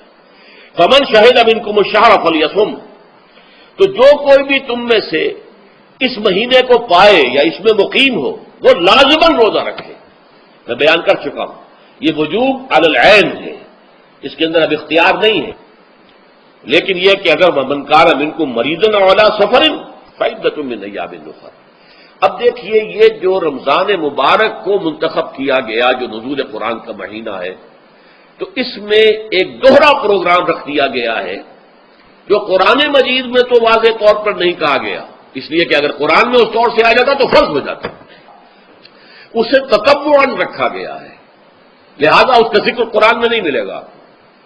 موجود ہے کہ جب اس مہینے کو چنا ہی اس لیے گیا ہے کہ یہ نزول قرآن کا مہینہ ہے، لہذا اس کے لیے جو ہم نے پڑھا تھا وہ خطبہ، جعل اللہ صیامہ فریضۃ وقیام لیلہ تطوعا، اللہ نے اس مہینے کا روزہ رکھنا تو فرض قرار دے دیا ہے، اور اس کا قیام اللیل، راتوں کو کھڑے رہنا، یہ مرضی پر چھوڑ دیا ہے. جو کر سکے، جو بھی ہمت کرے، ترغیب و تشویق ہے. اب دیکھیے ترغیب و تشویق کے لیے دوسری حدیث جو یہاں پر ہے، عن ابی ہریرہ رضی اللہ عنہ قال، حضرت ابو ہریرہ سے مروی ہے رضی اللہ عنہ کہ انہوں نے فرمایا، قال رسول اللہ صلی اللہ علیہ وسلم، کہ اللہ کے رسول نے فرمایا صلی اللہ علیہ وسلم، من صام رمضان ایمانا و احتسابا غفر له ما تقدم من ذنبه، جس نے رمضان میں روزے رکھے ایمان کے ساتھ، یقین کے ساتھ اور احتساب، اللہ سے اس کے اجر کی امید میں، غفر له ما تقدم من ذنبه، اس کے پچھلے تمام گناہ معاف ہو جاتے ہیں. یہ نوٹ کیجئے کہ اس سے مراد گناہ کبیرہ نہیں ہے، گناہ صغیرہ ہے. گناہ کبیرہ کے لیے توبہ شرط ہے، گناہ صغیرہ جو ہے وہ ان چیزوں سے دھل جاتے ہیں. لیکن اب دیکھیے، ومن قام رمضان ایمانا و احتسابا، اور جو کوئی کھڑا رہا رمضان میں، یعنی قیام اللیل، ایمان اور احتساب کے ساتھ غفر لہ ما تقدم من ذنبہ۔ اب تیسری بات، ومن قام لیلۃ القدر ایمانا واحتسابا، اور جو کھڑا رہا قیام اللیل جس نے کیا ہے لیلۃ القدر میں ایمان اور احتساب کے ساتھ، غفر لہ ما تقدم من ذنبہ، متفق علیہ۔ یہ حدیث بخاری اور مسلم دونوں کی ہے۔ اب یہاں جو بات میں چاہتا ہوں کہ آپ پر واضح ہو جائے، اس حدیث میں دونوں چیزوں کو پیرلل لایا گیا، من قام رمضان من صام رمضان، پیرلل، بالکل متوازی، ہم وزن اعتبار سے، من صام رمضان ایمانا واحتسابا غفر لہ ما تقدم من ذنبہ، من قام رمضان ایمانا واحتسابا غفر لہ ما تقدم من ذنبہ۔ اب سوال پیدا ہوتا ہے قیام اللیل سے مراد کیا ہے؟ یہاں پہ میں تراویح کا جو پس منظر ہے وہ بیان کر دینا چاہتا ہوں۔ دیکھیے، جیسا کہ ہم نے خطبے میں بھی دیکھ لیا، اللہ نے قیام اللیل جو ہے اسے فرض نہیں ٹھہرایا، تطوعا، قرآن مجید میں بھی اس کا کوئی ذکر نہیں، احادیث میں اس کی تشویق و ترغیب پوری موجود ہے، ایک اور حدیث بھی ہم بعد میں پڑھیں گے اس پر۔ اس کا پس منظر کیا تھا کہ اس کو چھوڑ دیا گیا۔ اب ظاہر بات ہے مسلمانوں میں کمزور بھی ہیں، مسلمانوں میں وہ مزدوری کرنے والے بھی ہیں، روزہ تو فرض ہے ان پر، چاہے مئی کا مہینہ ہے اور گندم کاٹنی ہے، روزہ تو پھر بھی رکھنا ہوگا، یہ سب کچھ ہے، لیکن یہ کہ رات کو پھر کھڑے رہنا ان کے لیے، جاگنا ممکن نہیں، لہذا ان کے اوپر یہ چیز فرض نہیں۔ حضور نے تراویح کی نماز یا قیام اللیل نہ اسے فرض قرار دیا، نہ اس کے باجماعت کوئی اہتمام کیا مستقل، صرف 3 راتیں آپ نے جماعت کروائی ہے، اس میں 8 رکعتیں آپ نے پڑھی ہیں کہ جو آپ کا معمول تھا تہجد کا، وہ پڑھی، اور تہجد کے وقت ہی جماعت کرائی ہے۔ یہ ہے وہ حدیث۔ اس کے علاوہ کسی نماز تراویح جو ہے جو ہم پڑھتے ہیں 20 رکعتیں عشاء کے ساتھ متصل، اس کا کوئی ذکر نہ دور نبوی میں ہے نہ دور صدیق اکبر میں ہے۔ یہ دور حضرت عمر کی خلافت میں ہوا ہے، اور ہم نہیں کہہ سکتے کتنے سال کے بعد ہوا ہے۔ حضرت عمر رضی اللہ تعالیٰ عنہ کی خلافت کا دور جو ہے وہ تو 10 برس ہے، ہو سکتا ہے 5 برس کے بعد ہوا ہو، 6 برس کے بعد ہوا ہو، 12 ہوا ہے ان کے عہد میں۔ حضرت عمر ایک مرتبہ مسجد میں داخل ہوئے، مسجد نبوی میں، تو دیکھا کہ کچھ لوگ 8، 10، 12 جو ہے وہ ایک جو ہے حافظ کے پیچھے کھڑے ہوئے اور قرآن سن رہے، کچھ دوسرے کونے میں کھڑے ہیں، کچھ کہیں اور کھڑے ہیں، مختلف جماعتیں ہو رہی ہیں۔ تو انہوں نے سوچا کہ کیوں نہ ان سب کو ایک امام کے پیچھے جمع کر دیا جائے، اور اس کے لیے لوگوں کی سہولت کے لیے عشاء کے ساتھ متصل رکھ دیا جائے، اس لیے کہ تہجد کے وقت اٹھنا جو ہے وہ تو ہر کس و ناقص کا کام نہیں ہے، کہ عشاء کے بعد اگر تھوڑا سا اضافی وقت ہو صرف، تو یہ ہر شخص کر لے گا، مزدور بھی کر لے گا۔ لہذا آپ نے یہ نظام تجویز فرمایا کہ عشاء کے متصل بعد 20 رکعت نماز پڑھی جائے اور ایک امام کے پیچھے پڑھی جائے۔ یہ گویا کہ اجتہاد ہے حضرت عمر رضی اللہ تعالی عنہ، اس کو آپ نے خود بدعت بھی قرار دیا ہے، لیکن بدعت حسن۔ بدعت کس اعتبار سے؟ لغوی اعتبار سے، نئی بات، اس لیے کہ حضور کے زمانے میں نہیں تھی، تو یہ اس طریقے سے ایک نئی بات ہے، لیکن یہ بات چونکہ بہت اچھی ہے، بہت عمدہ ہے۔ آپ جب یہ نظام چل پڑا تو ایک دن مسجد میں آئے، دیکھا کہ بڑی بھری مسجد ہے، صحابہ کھڑے ہیں اور ایک امام کے پیچھے قرآن سن رہے ہیں۔ آپ نے فرمایا نعم البدعۃ ھذہ، یہ جو ہم نے نئی بات شروع کی ہے یہ بہت اچھی ہے، بہت عمدہ ہے۔ اب یہاں سے فرق واقع ہو گیا ہے۔ ایک تو اہل تشیع جو ہے وہ تو ویسے ہی حضرت عمر سے بہت دشمنی رکھتے ہیں، عناد رکھتے ہیں، تو حضرت عمر کے اجتہادات سے انہیں نفرت ہے، انہیں دوری ہے، چاہے وہ کوئی سا بھی حضرت عمر کا اجتہاد ہو۔ ہمارے ہاں اہل حدیث حضرات بھی در حقیقت حضرت عمر یا کسی اور خلیفہ راشد کے فعل کو وہ سمجھتے ہیں کہ یہ ایگزیکٹو آرڈرز ہیں، یہ ہمیشہ کے لیے نہیں ہے۔ حضرت عمر نے اپنے دور میں ایک نظام قائم کیا، ان کے دور کے لیے ٹھیک تھا، یہ ہمیشہ کے لیے نہیں۔ ہمیشہ کے لیے وہ 8 ہی رکعتوں کے قائل ہیں، وہ تہجد والے، لیکن اس میں بہرحال انہوں نے بھی خود یہ اضافہ کیا ہے کہ وہ 8 رکعتیں وہ عشاء کے ساتھ متصل پڑھتے ہیں، تہجد کے وقت تو نہیں پڑھتے۔ اور حضور نے تو صرف 3 روز جو ہے وہ کرائی تھی جماعت، وہ لوگ 30 دن یا 29 دن پڑھ رہے ہیں، تو اضافہ تو انہوں نے بھی کر دیا، وہ نظام میں تبدیلی تو ہو گئی۔ لیکن اہل سنت جو کہلاتے ہیں، ہمارے جو 4 جو ہیں، جو ہمارے مسلک ہیں، حنفی، مالکی، شافعی، حنبلی، ان کا اتفاق ہے اس پر حضرت عمر کا کیونکہ ان کے سامنے اصول یہ ہے کہ حضور نے فرمایا علیکم بسنتی وسنت الخلفاء الراشدین المہدیین، تم پر لازم ہے کہ میری سنت کو پکڑو مضبوطی کے ساتھ، اور میرے خلفاء راشدین مہدیین جو ہیں ان کی سنت کو پکڑو۔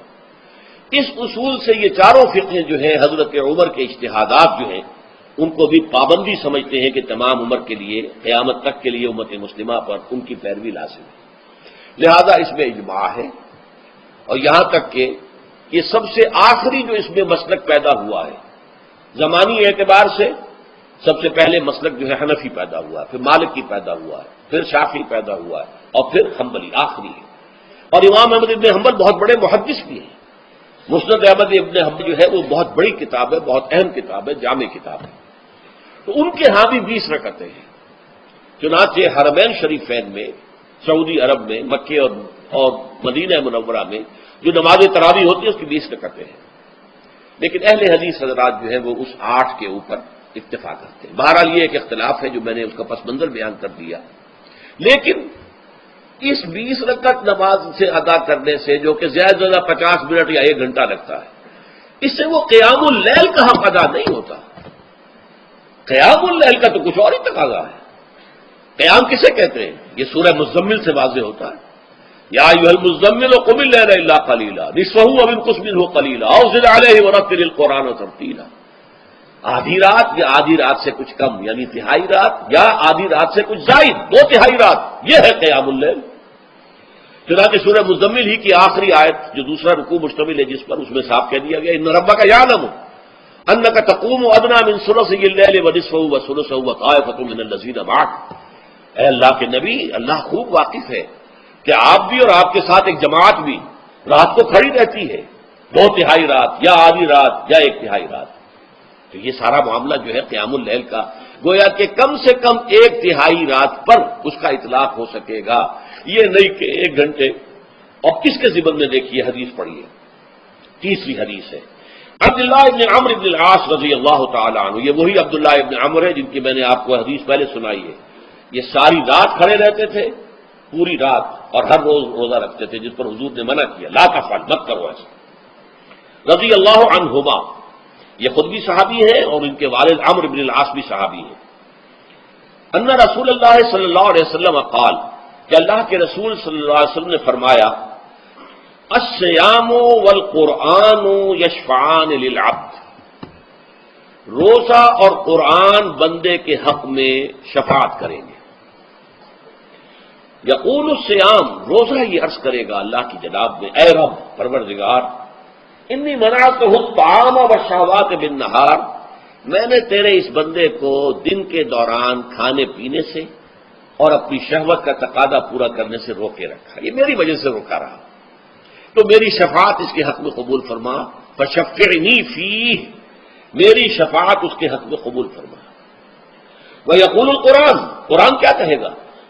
منعہ النوم باللیل، میں نے اسے رات کے وقت سونے سے، نیند سے روکے رکھا، فشفعنی فیہ، تو اس کے حق میں میری شفاعت قبول فرما۔ حضور فرماتے فیشفعان، ان دونوں کی شفاعت قبول کی جائے گی۔ یہ ہے قیام اللیل۔ یہ قیام اللیل صرف تراویح کی نماز سے جو پڑھ لی جاتی ہے، اور ہمارے ہاں تو یہ ہے، وہاں کم سے کم یہ تو تھا، صحابہ کرام کھڑے ہوتے تھے تو جو قاری پڑھ رہا ہوتا تھا وہ ان کے دل میں اترتا رہتا تھا، اس کا مضمون اور مفہوم جو ہے ان کو معلوم ہے، لہذا وہ اس کی زبان سے نکلا ہوا ہر لفظ ان کے قلب کی گہرائیوں تک اتر رہا ہے۔ یہاں تو یہ ہے پیرٹ لائک حافظ ہے، اسے خود پتہ نہیں میں کیا پڑھ رہا ہوں، اکثر حفاظ جو ہیں وہ عالم تو نہیں ہوتے، اور جو سن رہے ہیں انہیں کچھ پتہ نہیں ہم نے کیا سنا ہے، تو ٹھیک ہے، کم سے کم ثواب تو انہیں ملے گا کہ انہوں نے وقت نکالا ہے، 1 گھنٹہ ہی اضافی صحیح، لیکن بہرحال اس کا وقت تو انہوں نے نکالا ہے، محنت کی ہے، کھڑے رہے ہیں، ثواب ملے گا۔ لیکن جو مقصد ہے وہ حاصل نہیں ہوتا، اس مقصد کے حصول کے لیے اول تو قیام اللیل کی کم سے کم مدت 1/3۔ اگر کوئی شخص فرض کیجئے کہ اس کے ہاں کوئی اور انتظام نہیں ہے، جیسا کہ ہمارے ہاں ہم نے انتظام کیا ہے، بڑے بڑے شہروں میں دورہ ترجمہ قرآن، اس میں ہمیں 5 گھنٹے لگ جاتے ہیں، نصف شب کے قریب جو ہے معاملہ ہو جاتا ہے۔ اس میں کیا ہوتا ہے کہ ہر 4 رکعت سے پہلے جو اس کے اندر پڑھا جانا ہے حصہ قرآن کا، اس کا پہلے ہم مطالعہ کرتے ہیں بیٹھ کر، ترجمہ اور کچھ موٹے موٹے نکات کی جو ہے وضاحت، پھر کھڑے ہو گئے اور قاری صاحب کے پیچھے 4 رکعتوں کے اندر وہ 4 رکوع یا جتنے بھی ہیں پڑھ لیے، سن لیے، پھر بیٹھ گئے 4 کے بعد پھر اگلی 4 رکعتوں کے اندر جو کچھ پڑھا جانے والا ہے اس کا ترجمہ کی تفہیم ہو گئی، پھر کھڑے ہو گئے، پھر سن لیا۔ اس طریقے سے 5-6 گھنٹے میں تراویح ختم ہوئی، تو تراویح بھی ہو گئی، حضرت عمر کے اجتہاد پر عمل بھی ہو گیا، 20 تراویح ہو گئی، لیکن یہ ہے کہ اس کے ساتھ جو اصل غرض و غایت ہے قیام اللیل کی وہ بھی حاصل ہو گئی۔ یہ ہم نے 17 سال پہلے شروع کیا تھا یا 18 سال پہلے، اور وہ انشاءاللہ اللہ کے فضل و کرم سے اب چل رہا ہے، بڑے بڑے شہروں میں ہو رہا ہے۔ تو اس سے در حقیقت وہ غرض و غایت، وہ حکمت جو ہے پوری ہوتی ہے کہ یہ دونوں چیزیں پیرلل ہیں۔ من صام رمضان ایمانا واحتسابا غفر له ما تقدم من ذنبه ومن قام رمضان ایمانا واحتسابا غفر له ما تقدم من ذنبه۔ تو صیام اور قیام جو ہے ان دونوں کا حق ادا ہو جاتا ہے۔ تو یہ ہے شہر رمضان الذی انزل فیہ القرآن هدى للناس وبینات من الهدى والفرقان فمن شهد منکم الشہر فلیصم ومن كان مريضا او على سفر فعدة من ایام اخر يريد الله بكم اليسر ولا يريد بكم العسر ولتكملوا العدة ولتكبروا الله على ما هداكم ولعلكم تشكرون۔ اب جو آخری لفظ ہے لعلکم تشکرون، اب اس کی وضاحت سمجھیے۔ اور رمضان کے یہ 2 پروگرام جب پیرلل ہو جائیں گے، جب دونوں کی پابندی کی جائے گی تو اس کا حاصل کیا ہے؟ اس بات کو سمجھنے کے لیے سب سے پہلے آپ اس کو سمجھیے کہ جسے ہم خود ہی کہہ رہے تھے، جسے ہم سیلف کہہ رہے تھے، اپنی انا کو مضبوط کرنا، سیلف کنٹرول، ایگو جو ہے وہ پوری طرح قابو یافتہ ہو ایڈ اور لیبیڈو پر، اصل میں اس سے مراد کیا ہے؟ اس پر میں نے تفصیل سے بحث کی ہے عظمت صوم نامی اپنے کتابچے میں۔ ویسے یہ ہے کہ وہ مشکل ہے، ذرا فلسفیانہ اس کا انداز ہے، لیکن یہ ہے کہ وہی باتیں آسان الفاظ میں جو دوسرا کتاب چاہے عظمت سیام و قیام رمضان مبارک، وہ آسان ہے، اگرچہ یہ دونوں بہت ہی محدود تعداد میں ہمارے پاس ہیں، لیکن یہ کہ میں نے ذکر کر دیا، جو حضرات لینا چاہیں وہ لے لیں۔ لیکن یہ ہے کہ اس میں اصل پس منظر کیا ہے؟ دیکھیے، ہمارا جو وجود ہے انسان کا یہ کمپوزٹ ہے، مرکب ہے۔ ہمارے 2 وجود ہیں جو جوڑ دیے گئے ہیں، کیسے جوڑ دیے گئے ہم نہیں جانتے، لیکن ہے 2 وجود۔ ایک وجود حیوانی ہے،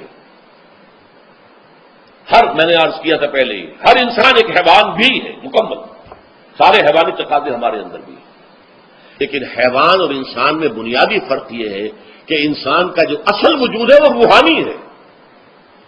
اس روحانی وجود کی وجہ سے انسان کا وہ مقام ہوا کہ تمام فرشتوں کو اس کو سجدہ کرنے کا حکم دیا گیا۔ فَإِذَا سَوَّيْتُهُ وَنَفَخْتُ فِيهِ مِن رُوحِي فَقَعُوا لَهُ سَاجِدِينَ۔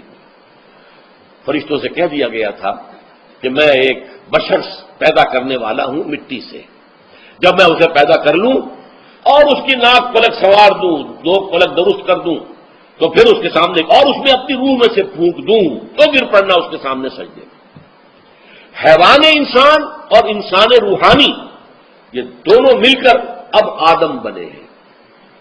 نمبر 2، اس حیوان انسان کا وجود زمین سے ہے، مٹی سے پیدا کی، مٹی سے، گارے سے، تین لازم سے، چپچکانے والے گارے سے، وہ جس میں کہ بدبو پیدا ہو جائے، یہ ساری باتیں کہی گئی ہیں، اور سائنس بھی کہتی ہے مٹی سے پیدا ہوئے، کیسے پیدا ہوئے اس میں اختلاف ہے، لیکن یہ کہ ہے مٹی ہماری اوریجن، قرآن بھی کہتا ہے اور سائنس بھی کہتی ہے۔ اور ہمارے وجود کو جب وہ تھک جائے، مزمحل ہو جائے، اس کی انرجی کم ہو جائے، تو اس کے لیے جو غذا ہے، جو تقویت ہے، وہ بھی ساری زمین سے آ رہی ہے۔ آپ نے پھل کھائے، آپ نے گندم کھائی، آپ نے چاول کہاں سے آ رہے ہیں؟ اچھا، بکری کا گوشت کھایا تو بکری کا گوشت کس چیز سے بنا ہے؟ اس نے گھاس کھائی ہے، اس نے پتے کھائے ہیں، وہیں سے تو بنا ہے نا۔ الٹیمیٹ سورس آپ کے وجود حیوانی کے لیے جو آ رہی ہے وہ زمین ہے۔ وجود روحانی کو بھی تقویت کی ضرورت ہے، وہ بھی مزمحل ہوتی ہے، کمزور ہو جاتی ہے، خاص طور پر جبکہ وجود حیوانی کا اس پر غلبہ ہو جائے، تب تو یوں سمجھیے کہ وہ بالکل بے ہوش ہو کر موت کے قریب پہنچ جاتی ہے۔ اس کی تقویت، اس کی غذا وہیں سے آئی ہے، یہاں سے روح آئی ہے، وہ کلام ربانی ہے، روح ربانی۔ نفخت فیہ من روحی، من روحی، من روحی، میں پھونک دوں اس میں اپنی روح میں سے، روح کا تعلق ذات باری تعالیٰ کے ساتھ ہے۔ اسی طرح کلام ربانی کہاں سے آیا ہے؟ اللہ تعالیٰ کے پاس سے آیا ہے، یہ اس کی تقویت کا ذریعہ ہے۔ اب عام حالات میں کیا ہوتا ہے؟ ہمارا یہ وجود حیوانی چھایا ہوا ہے ہمارے وجود کے اوپر، بیچاری روح جو ہے دبی رہتی ہے، پسی رہتی ہے۔ اگر خدا نے واسطہ ہم گناہ گار بھی ہیں، گناہ پر گناہ کا ارتکاب کر رہے ہیں، تو وہ روح جو ہے وہ قلب کے آئینے شیشے کے اندر ہے۔ فیہا مصباح، المصباح فی زجاجہ، الزجاجہ تو کانہا کوکب دری، قلب جو ہے شیشے کے مانند ہے جس کے اندر روح کا چراغ جل رہا ہے۔ اب اگر یہ اوپر جو شیشہ ہے اس پر دھواں آ گیا، لالٹین کی چمنی پر دھواں آ گیا تو اب روشنی باہر تو جائے گی۔ اگر انسان گناہ کرتا ہے تو قلب پر رین، زنگ آ جاتا ہے، یا حضور نے فرمایا ایک داغ لگ جاتا ہے، اور گناہ کرتا ہے اور داغ لگتا ہے، اور گناہ کرتا ہے اور داغ، یہاں تک کہ بالآخر پورا قلب سیاہ ہو جاتا ہے۔ اب وہ روح اندر بند ہو گئی، وہ دفن ہو گئی۔ اس کے لیے اب ضروری ہے کہ اب ایک پروگرام ایسا دیا جائے جو ریورس ہو جائے۔ دن میں روزہ رکھواؤ تاکہ وہ جو اینیمل انسٹنکٹس ہے وہ دبے، تو جب یہ وزن جو ہے اس کے اوپر کم ہوگا تو کچھ سائی آف ریلیف اسے ملے گی۔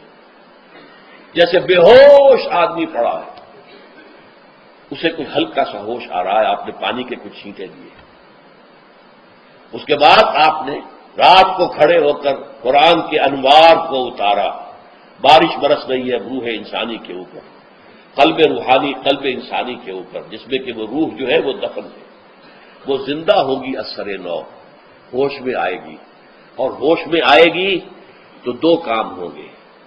ایک تو اسے قرآن کی عظمت کا احساس ہوگا، یہ قرآن میری حیات تازہ کا ذریعہ بنا ہے، میں دب گئی تھی، میں پس گئی تھی، میں بے ہوش تھی، میں نیند مردہ تھی، اس قرآن کی بارش نے، یہ ترشح جو ہوا ہے مجھ پر، اس نے مجھے حیات تازہ عطا فرمائی۔ یہ جو قدر کا احساس ہوگا قرآن کا، لعلکم تشکرون، تاکہ تم قرآن کی عظمت سے واقف ہو جاؤ۔ ایک انسان بھوک کی وجہ سے اس کا شوگر لیول اتنا گر گیا کہ بے ہوش پڑا ہوا، اب ظاہر بات ہے کہ آپ اسے کچھ پانی کے چھینٹے دیں گے تو کچھ ہوش میں آئے گا، پھر غذا دیں گے تو اب وہ پوری توانائی پر آئے گا، تو معلوم ہوگا اسے اس غذا کی کیا قدر و قیمت ہے۔ اگر آپ کو بھوک ہی نہیں لگتی تو غذا بے معنی ہے، پیاس ہی نہ لگے تو آپ کو کیا معلوم کہ اس پانی کے اندر کتنی بڑی عظمت ہے، یہ میرے لیے کتنا بڑا انعام و احسان ہے اللہ کا۔ وہ تو پیاس پر، جان پر بنی ہوئی ہو، اور پیاس اس وقت آپ کو ایک گھونٹ پانی کوئی دے دے تو آپ کو معلوم ہوگا دنیا و مافیا سے بڑھ کر ہے یہ ایک گھونٹ پانی جو مجھے ملا ہے۔ اسی طرح جب روح دبی ہوئی تھی حیوانی وجود کے بوجھ تلے، جبکہ وہ نیم خوابیدہ یا نیم بے ہوش یا بالکل بے ہوش تھی، وہ دن میں تو روزہ رکھ کر اس پر سے حیوانی وجود کا وزن کم کیا گیا، اسے ریلیف ملی، رات کو قرآن مجید کے انوار و برکات اس میں جذب کیے گئے تو اس کو پوری توانائی حاصل ہوئی۔ اس پوری توانائی کا پہلا نتیجہ تشکر، قرآن کا شکر، الحمدللہ الذی انزل علی عبدہ الکتاب ولم یجعل لہ عوجا، پھر وہ قلب کی گہرائیوں سے نکلے گا۔ سارا شکر اس اللہ کے لیے جس نے اپنے بندے پر صلی اللہ علیہ وسلم کتاب نازل کی اور اس میں کوئی کنجی نہیں رکھی، کسی طرح کی ایج پیچ نہیں۔ یہ تبارک الذی نزل الفرقان علی عبدہ لیکون للعالمین نذیرا، بڑی بابرکت ہے وہ ذات جس نے اپنے بندے پر فرقان نازل فرمایا تاکہ وہ تمام جہان والوں کے لیے نذیر اور خبردار کرنے والا بن جائے۔ یہ قرآن کی عظمت کا احساس، اور ظاہر بات ہے جس قدر کسی نعمت کی قدر و قیمت کا احساس ہوگا اسی قدر تو آپ شکر ادا کریں گے۔ اگر آپ نے کسی بچے کے ہاتھ پر ہیرا رکھ دیا، اسے کیا پتا یہ ہیرا کس بلا کا نام ہوتا ہے، وہ سمجھے گا کانچ کا ٹکڑا ہے۔ لیکن اگر کوئی واقعتاً کوئی جوہر شناس ہو، جوہری ہو، اس کو آپ ہیرا دیں گے تو اسے معلوم ہے کہ مجھے کیا چیز دی گئی ہے، اس کے اندر جو شکر پیدا ہوگا تو اس بچے کے اندر تو نہیں پیدا ہو سکتا جسے معلوم ہی نہیں۔ تو قرآن مجید کی اصل عظمت سے انسان واقف کب ہوگا؟ جبکہ اس کے ذریعے سے اس کی روح کو ایک حیات تازہ مل جائے اور اس طرح وہ پروگرام ریورس ہو جائے جو عام طور پر چل رہا تھا، ساری توجہ اپنے جسم پر، اس کے تقاضوں پر۔ جسم میں تھوڑی سی پھنسی نکل آئی ہے، بھاگ رہے، دوڑ رہے اس کے علاج کے لیے، کوئی اور مرض لاحق ہو گیا، بھاگ رہے، دوڑ رہے اس کے علاج کے لیے، بڑی بڑی فیسیں بھی دے رہے ہیں، ساری جسم کی پرواہ ہے نا۔ روزانہ نہا رہے ہیں اور اچھے سے اچھا صابن لا کر نہا رہے ہیں، وہ جسم کی پرواہ ہے، نہ اس کی دیکھ بھال ہے، روح کی طرف توجہ ہی نہیں۔ یہ ہے وہ بات جو کہی گئی ہے سورہ حشر میں، اور جسے علامہ اقبال نے پھر اپنے فلسفہ خودی کی اساس اور سورس قرار دیا ہے۔ وَلَا تَكُونُوا كَالَّذِينَ نَسُوا اللَّهَ فَأَنسَاهُمْ أَنفُسَهُمْ أُولَٰئِكَ هُمُ الْفَاسِقُونَ۔ دیکھو اے مسلمانوں، ان لوگوں کے مانند نہ ہو جانا جنہوں نے اللہ کو بھلا دیا تو اللہ نے انہیں اپنے آپ سے غافل کر دیا، اور یہی لوگ فاسق و فاجر ہیں۔ یہ سوال پیدا ہوتا ہے کہ انسان اپنے آپ سے کہاں غافل ہوتا ہے؟ کیا اپنے وجود حیوانی سے غافل ہوتا ہے؟ کیا بھوک لگتی ہے تو وہ ادھر ادھر منہ نہیں مارتا؟ غذا کو حاصل کرنے کے لیے کوشش نہیں کرتا؟ پیاس لگتی ہے تو کیا پانی یا کوئی اور مشروب تلاش نہیں کرتا؟ کوئی بیماری لاحق ہوتی ہے تو کیا اس کے علاج کی طرف توجہ نہیں کرتا؟ اسے آرام کی حاجت ہوتی ہے تو آرام نہیں لیتا؟ اپنے اس وجود سے تو غافل نہیں۔ کون سے وجود سے غافل ہوا ہے؟ وہ روحانی وجود سے غافل ہے۔ بھول گیا کہ میرے اندر روحانی وجود بھی ہے اور اس کا تعلق ذات باری تعالیٰ کے ساتھ ہے۔ اس نے سمجھا کہ میں بس حیوان ہوں، نرا حیوان ہوں، اپنے اس وجود کی اصل حقیقت ہی سے بے خبر، غافل۔ چنانچہ آج کے دور کا سب سے بڑا المیہ کیا ہے؟ ڈاروین کے نظریے کے جو اثرات پیدا ہوئے ہماری معاشرت پر، ہماری سوچ پر، ہمارے فکر پر، ہمارے فلسفے پر، ہماری سوشولوجی پر، وہ کیا ہے کہ ہم بھی نرے حیوان ہیں۔ اللہ اللہ خیر صلی اللہ۔ یہ سب سے بڑی محرومی ہے اس دور کی کہ انسان اپنے اصل شرف سے خود ہی مستعفی ہو گیا۔ ہمارا کوئی وجود ہے ہی نہیں، روحانی وغیرہ، روح کسے کہتے ہیں ہم نہیں جانتے، بس یہ جسم ہے۔ ہم اللہ کو نہیں جانتے کون ہے کون نہیں ہے، ہوگا ہم تو اس کائنات کو جانتے ہیں۔ ہم روح سے واقف نہیں، ہم تو اپنے جسم کو واقف ہیں۔ آخرت سے ہم اب ہمیں کچھ پتہ نہیں، شاید ہو شاید نہ ہو، کچھ پتہ نہیں، لیکن یہ زندگی تو ہے، اسے ہم جانتے ہیں۔ یہ ہے آج کے انسان کا سب سے بڑا المیہ، اور یہ ہے ماس اسکیل کے اوپر ارتداد، ذہنی طور پر مرتد ہو چکے ہیں انسانوں کی عظیم اکثریت مرتد ہو چکی ہے۔ یہ ہے در حقیقت کہ روزہ جو ہے اس پروگرام کو آ کر ریورس کرتا ہے۔ دن میں کھانے پینے، جنسی تقاضے پر پابندی، وہ وجود حیوانی کا وزن کچھ کم ہوا، روح جو دبی ہوئی تھی یا سسک رہی تھی یا بے ہوش تھی یا نیم مردہ تھی، اسے کچھ ریلیف ملا۔ اب اس کے اوپر قرآن مجید کے تیرے ضمیر پہ جب تک نہ ہو نزول کتاب، گرہ کشاہ نہ راضی نہ صاحب کشاف، ہمارے دلوں کے اوپر بارش ہو رہی ہے انوار قرآنی کی۔ وہ ظاہر بات ہے کہ بغیر سمجھے تو نہیں ہوگی بارش، وہ تو آپ کو سمجھ رہے ہوں گے تو بارش ہوگی، ورنہ تو یہ ہے کہ ٹھیک ہے میں پہلے بھی عرض کر چکا ہوں، آپ کو ثواب تو ملے گا، لیکن یہ ہے کہ وہ اصل مقصد قرآن کی عظمت کا قلب کی گہرائیوں سے اعتراف جو ہے، اور اس پر اللہ کا شکر تو ادا ہوگا، لعلکم تشکرون، جبکہ قرآن مجید جو ہے آپ کے قلب کے اوپر نازل ہے، اس کا مفہوم نازل ہے۔ اچھا، اس کا دوسرا نتیجہ کیا نکلتا ہے؟ جب وہ روح جو ہے وہ ہوش میں آئے گی، اس کو حیات تازہ مل گئی، وہ اپنے اصل مرکز اور منبع اور سرچشمہ کی طرف جو ہے متوجہ ہوگی۔ عربی زبان کا ایک مقولہ ہے، کل شیء یرجع الی اصلہ، ہر شے اپنی اصل جڑ کی طرف جو ہے لوٹتی ہے۔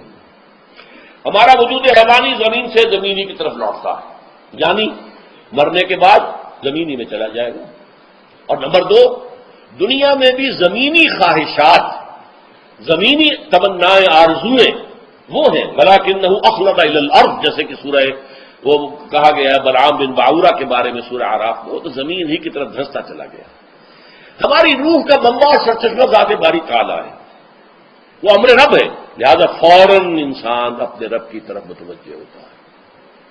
یہ اللہ کی طرف متوجہ ہو جانا اور پھر اس سے ہم کلام ہونا اور اس سے دعا کرنا، یہ ہے روزے کا اصل مقصد۔ جب صیام اور قیام رمضان مبارک کا دوہرا پروگرام ہوگا تو روح انسانی یا انسان کا حیوانی وجود اپنے مرکز کی طرف مائل پرواز تھا، حسن، اس کو کہہ لیجئے اپنے مرکز کی طرف مائل پرواز ہے روح، ہر شے اپنے اصل کی طرف لوٹتی ہے، لہذا یہ اللہ کی طرف متوجہ ہوگی۔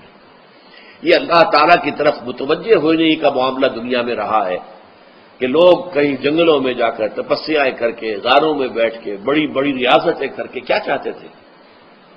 مجھ کو ہے تیری جستجو، مجھ کو تیری تلاش ہے، خالق میرے کہاں ہے تو، مجھ کو تیری تلاش ہے۔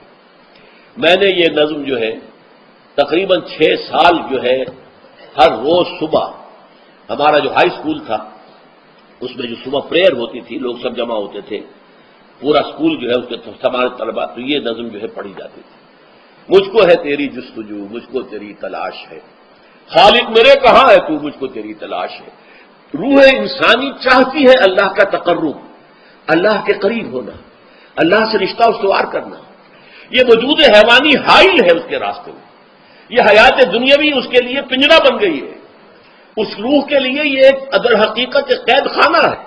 جیسے کہ حضور نے فرمایا کہ دنیا سجن المومن و جنت الکافر، مومن کے حق میں یہ دنیا قید خانہ ہے، اس کی روح جو ہے یہاں آ کر اس جسد حیوانی کے اندر جو ہے وہ دفن ہو گئی ہے، قید خانہ ہے، اس پنجرے میں بند ہو گئی ہے۔ تو لیکن وہ کافر کے لیے یہی باغ و بہار ہے، یہیں پر عیش کرنے ہیں، یہیں پر بدلے لوٹنے ہیں۔ تو اس سے در حقیقت ریلیف ملتا ہے تو انسان متوجہ ہوتا ہے اللہ کی طرف اور دعا کرتا ہے، اللہ سے ہم کلام ہوتا ہے۔ یہ ہے در حقیقت روزے اور رمضان کا جو دوسرا نتیجہ نکلتا ہے اور بلند ترین نتیجہ ہے، اس کا ذکر ہے آیت نمبر 4 میں۔ اور یہ کہ بہت سے لوگ ایسے ہیں جو قرآن مجید میں نظم کے بہت قائل ہیں، لیکن میں حیران ہوں کہ اس نظم کے اندر اس کے ربط اور رشتے کو وہ تلاش کرنے سے قاصر ہے۔ وَإِذَا سَأَلَكَ عِبَادِي عَنِّي فَإِنِّي قَرِيبٌ، جب روح بیدار ہو جائے گی، اسے حیات تازہ ملے گی، تو اے نبی میرے بندے جب آپ سے پوچھیں میرے بارے میں، وہ میرا تقرب چاہتے ہیں، میرا قرب چاہتے ہیں، وہ چاہتے ہیں مجھ سے ہم کلام ہونا، وہ چاہتے ہیں کہ مجھے ان کے ساتھ، ان کو میرے ساتھ ایک نسبت مل جائے۔ وَإِذَا سَأَلَكَ عِبَادِي عَنِّي فَإِنِّي قَرِيبٌ، انہیں بتا دیجیے میں قریب ہی ہوں، میں دور نہیں ہوں۔ اور آیا ہے سورہ قاف میں نحن اقرب الیہ من حبل الورید، جو شہ رگ ہے انسان کی اس سے بھی زیادہ قریب ہوں میں اس سے۔ نوٹ کیجئے کیسے اس کی روح کا تعلق میری ذات کے ساتھ ہے براہ راست۔ اس کی مثال بھی میں دے چکا ہوں کئی اپنے کتابوں کے اندر، عظمت صوم نامی کتاب کا پڑھیں گے، جو حضرات بھی سمجھ سکے پوری طرح اس کے اندر یہ بات بیان ہوئی۔ اور اسی لیے دیکھیے حدیث آخری پڑھ لیجئے کہ حضور نے قرار دیا ہے کہ روزہ جو ہے تمام عبادات کے اندر ایک بالکل منفرد شان کا حامل ہے۔ وعن ابی ہریرہ رضی اللہ تعالی عنہ، اور یہ متفق علیہ روایت ہے، بخاری اور مسلم دونوں کی۔ قال رسول اللہ صلی اللہ علیہ وسلم، قال اللہ عز وجل، اسے حدیث قدسی کہتے ہیں۔ حضور نے فرمایا کہ اللہ فرماتا ہے، تو یہ حدیث بھی ہو گئی کہ حضور نے ہمیں بتائی، اور حدیث قدسی ہو گئی کہ اللہ کا قول ہے جو حضور نقل کر رہے ہیں۔ قرآن مجید وحی جلی ہے، یہ وحی خفی ہے، لیکن یہ عام حدیثوں کے مقابلے میں اس کا مرتبہ اور مقام بہت بلند ہے کہ حضور فرما رہے ہیں کہ اللہ فرماتا ہے، یقول اللہ عز وجل کل عمل ابن آدم لہو، ابن آدم کا ہر عمل، ہر نیکی اس کے اپنے لیے، اپنے فائدے کے لیے، الا الصوم، سوائے روزے کے، فإنہ لی وأنا اجزی بہ یا اجزا بہ، یہ میرے لیے ہے اور میں خود ہی اس کی بدلہ دوں گا یا میں خود ہی اس کا بدلہ ہوں۔ یہ دونوں ترجمے ہیں۔ عظمت صوم میں نے تفصیل سے بحث کی ہے کہ ویسے تو نماز بھی اللہ کے لیے، کم الصلاۃ للذکر، حج کس لیے ہے؟ للہ علی الناس حج البیت من استطاع الیہ سبیلا، اللہ کے لیے، زکوٰۃ کے لیے اللہ کے نام پر دی جا رہی ہے، اللہ کے لیے دی جا رہی ہے۔ صوم میں بات کیا ہے؟ صوم میں اصل چیز ملحوظ کیا ہے؟ روح انسانی کو تازہ کرنا، زندہ کرنا، اس کی حیات تازہ کا بندوبست کرنا، اور روح کا تعلق ذات باری تعالیٰ کے ساتھ ہے۔ اس تعلق کی مثال یوں سمجھیے جیسے ہمیں معلوم ہے سورج کا فاصلہ ہم سے کتنا ہے، کروڑ میل، لیکن سورج کی کرن جو وہاں سے چل کر یہاں تک پہنچی ہے، کیا اس کا تعلق سورج سے منقطع ہے؟ سورج کے ساتھ تو تعلق قائم ہے۔ اسی طرح روح انسانی ذات باری تعالیٰ سے بہت دور آ کر کہہ لیجئے ہمارے وجود کے اندر آ گئی، ہمارے قلب کے اندر متمکن ہو گئی، لیکن کیا اس کا تعلق اللہ کی ذات سے منقطع ہے؟ نہیں، لیکن یہ روح ہی اگر مطمئن ہو گئی تو تعلق منقطع ہو جائے گا، اس لیے کہ اس روح کے اندر جان نہیں رہی۔ یہ روح تازہ ہوگی تو اس کا تعلق اللہ کی ذات کے ساتھ اثر نو استوار ہو جائے گا. اس لیے یہ کہا یہ میرے لیے الا الصوم فانه لی، یہ میرے لیے. وانا اجزی بہ یا اجزا بہ، میں خود ہی اس کا بدلہ دوں گا یا خود ہی اس کی جزا ہوں، خود ہی اس کی جزا ہوں. اللہ کے اس بندے کا تعلق میرے ساتھ ایسا قائم ہو جائے گا کہ گویا کہ اسے میں مل گیا. اور میرا یہ مل جانا ہی در حقیقت انسانیت کی معراج ہے. اور دعا کے بارے میں جان لیجئے کہ حضور نے فرمایا الدعاء مخ العبادہ، دعا جو ہے عبادت کا اصل جوہر ہے، لب لباب ہے. اور یہ بھی کہا الدعاء هو العبادہ، دعا ہی اصل عبادت ہے، دعا ہی اصل عبادت. دعا جو ہے وہ روح ہے اس کی. اور علامہ اقبال نے اپنے لیکچرز میں جو یہ خطبہ رکھا ہے اس موضوع کے لیے، میننگ آف پریئر ان اسلام، بڑا عظیم ہے. اس نے جو نقشہ کھینچا ہے کہ یہ پریئر کیا ہے، انائے صغیر، یہ ایگو میرا، میری انا، میری خودی، انائے صغیر. انائے کبیر کے روبرو آتی، انائے کبیر اللہ، اننی انا اللہ لا الہ الا انا. یہ انا، انائے کبیر، اللہ کی انا، وہ عظیم انا، اور یہ چھوٹی سی محدود سی انا. تو ہے محیط بے کراں، میں ہوں ذرا سی آبجو، یا مجھے ہم کنار کر یا مجھے بے کنار کر. اقبال نے پتہ نہیں کس جگہ کس کیفیت میں ڈوب کر یہ شعر کہا ہے. اے اللہ تو ایک ایسے سمندر کے مانند ہے کہ جس کا کنارہ ہی نہیں. اب میں چھوٹی سی ایک پانی کی ایک چھوٹی سی ندی ہوں، آبجو ہوں چھوٹی سی. اب کیا شکل ہے؟ یا تو مجھے اپنے آپ میں ملا لے تاکہ میں بھی ناپیدا کنار ہو جاؤں. دریائے سندھ کا پانی جب سمندر میں گر جاتا تو سمندر ہی بن جاتا. اور یا پھر مجھے بھی بے کنار کر دے، میری وجود بھی اتنی وسعت دے دے کہ کوئی کنارہ نہ رہے. اب یہ کیا اس نے سمجھا، کیا کہا، لیکن میں نے وہی انائے کبیر انائے صغیر. ایک ہے نماز ہم پڑھ لیتے ہیں، آپ نے سارا پڑھ لیا، سارا تعدیل ارکان بھی کر لی، لیکن اگر آپ کا اللہ کے ساتھ ڈائریکٹ کمیونین اور ڈائریکٹ کمیونیکیشن قائم نہیں ہوا تو نماز، جس کو کہ کہا گیا کہ الصلاۃ معراج المومنین، جو قرب حضور کو حاصل ہوا معراج میں، وہ ایک بندہ مومن دنیا میں رہتے ہوئے حاصل کر سکتا ہے نماز میں. اگر اس کی روح جو ہے واقعتاً ہم کا نام ہو رہی ہو الحمدللہ رب العالمین الرحمن الرحیم مالک یوم الدین اہدنا الصراط المستقیم ایاک نعبد و ایاک، اگر ہم واقعتاً ایسے کہہ رہے ہوں کہ ہمیں احساس ہو کہ ہم اللہ کے حضور میں حاضر ہیں اور عرض کر رہے ہیں، سجدہ کریں تو حدیث میں آتا ہے کہ ایسے محسوس ہو کہ گویا کہ میں نے اپنا سر اللہ کے قدموں میں رکھ دیا ہے. یہ ہے نماز. اب جو گفتگو ہو رہی ہے یہ ہم کلامی ہے. الصلاۃ معراج المومنین، اہل ایمان کے حق میں یہ نماز جو ہے یہ معراج کے درجے میں. لیکن یہ نماز کیسے نصیب ہوگی اگر روح سوئی ہوئی ہے، دبی ہوئی ہے، پسی ہوئی ہے، مزمحل ہے یا مردہ ہے؟ یہ نماز کیسے آتی ہوگی؟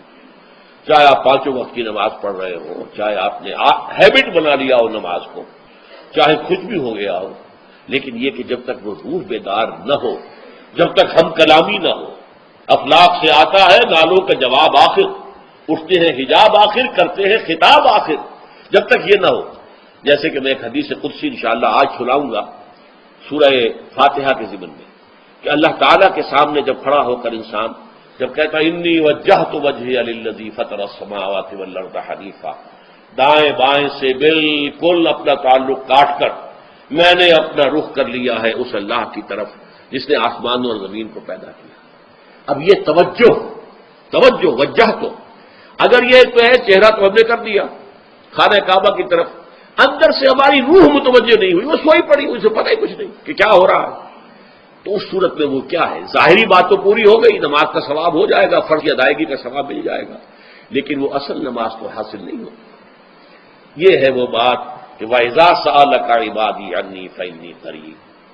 اے نبی، جب میرے بندوں کی روحیں بیدار ہو جائیں، توانا ہو جائیں، حیات تازہ سے وہ ہم کنار ہو جائیں، اور پھر وہ میرے بارے میں پوچھیں، وہ میرا تقرب حاصل کرنا چاہتے ہیں، تو آپ سے پوچھیں تو کہیے میں قریب ہوں.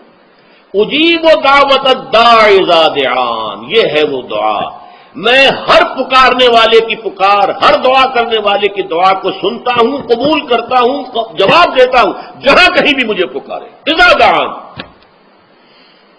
اس میں در حقیقت وہ مفہوم آ گیا ہے، there and then, wherever. آپ اپنے گھر میں ہو کر پکاریں اللہ کو، آپ بستر پر لیٹے ہوئے پکاریں اللہ کو۔ الذین یذکرون اللہ قیاما وقعودا وعلی جنوبہم، ہاں ٹھیک ہے، بعض مقامات بعض اوقات قبول دعا کے لیے زیادہ سازگار ہے، حرم میں جا کر دعا مانگی جائے، اور منا میں، عرفات میں خاص طور پر، جبل رحمت پر خاص طور پر، ملتزم جو ہے کعبے کا اس پر خاص طور پر، وہ ایام بھی ہے خاص، لیکن یہ نہیں ہے کہ بقیہ دنوں میں آپ کے اور اللہ کے درمیان کو بڑا فاصلہ ہے۔ یہ سارا دنیا میں مشرکانہ نظاموں نے تصور پیدا کیا، اللہ تو دور ہے، دور ہے، دور ہے، دور ہے، پاک ہے، پاک ہے، پاک، تم ناپاک ہو، ناپاک ہو، ناپاک ہو، اور تم تو بڑی پستی میں پڑے ہو، تم اللہ سے براہ راست ہم کلام نہیں ہو سکے۔ کوئی درمیانی چاہیے، کوئی لنکس چاہیے، کوئی پجاری ہوگا، کوئی پروہت ہوگا، کوئی پنڈت ہوگا، کوئی پیر ہوگا، کوئی پادری ہوگا، کوئی پوپ ہوگا، اس کے ذریعے سے تم اللہ سے ہم کلام ہو، خود نہیں۔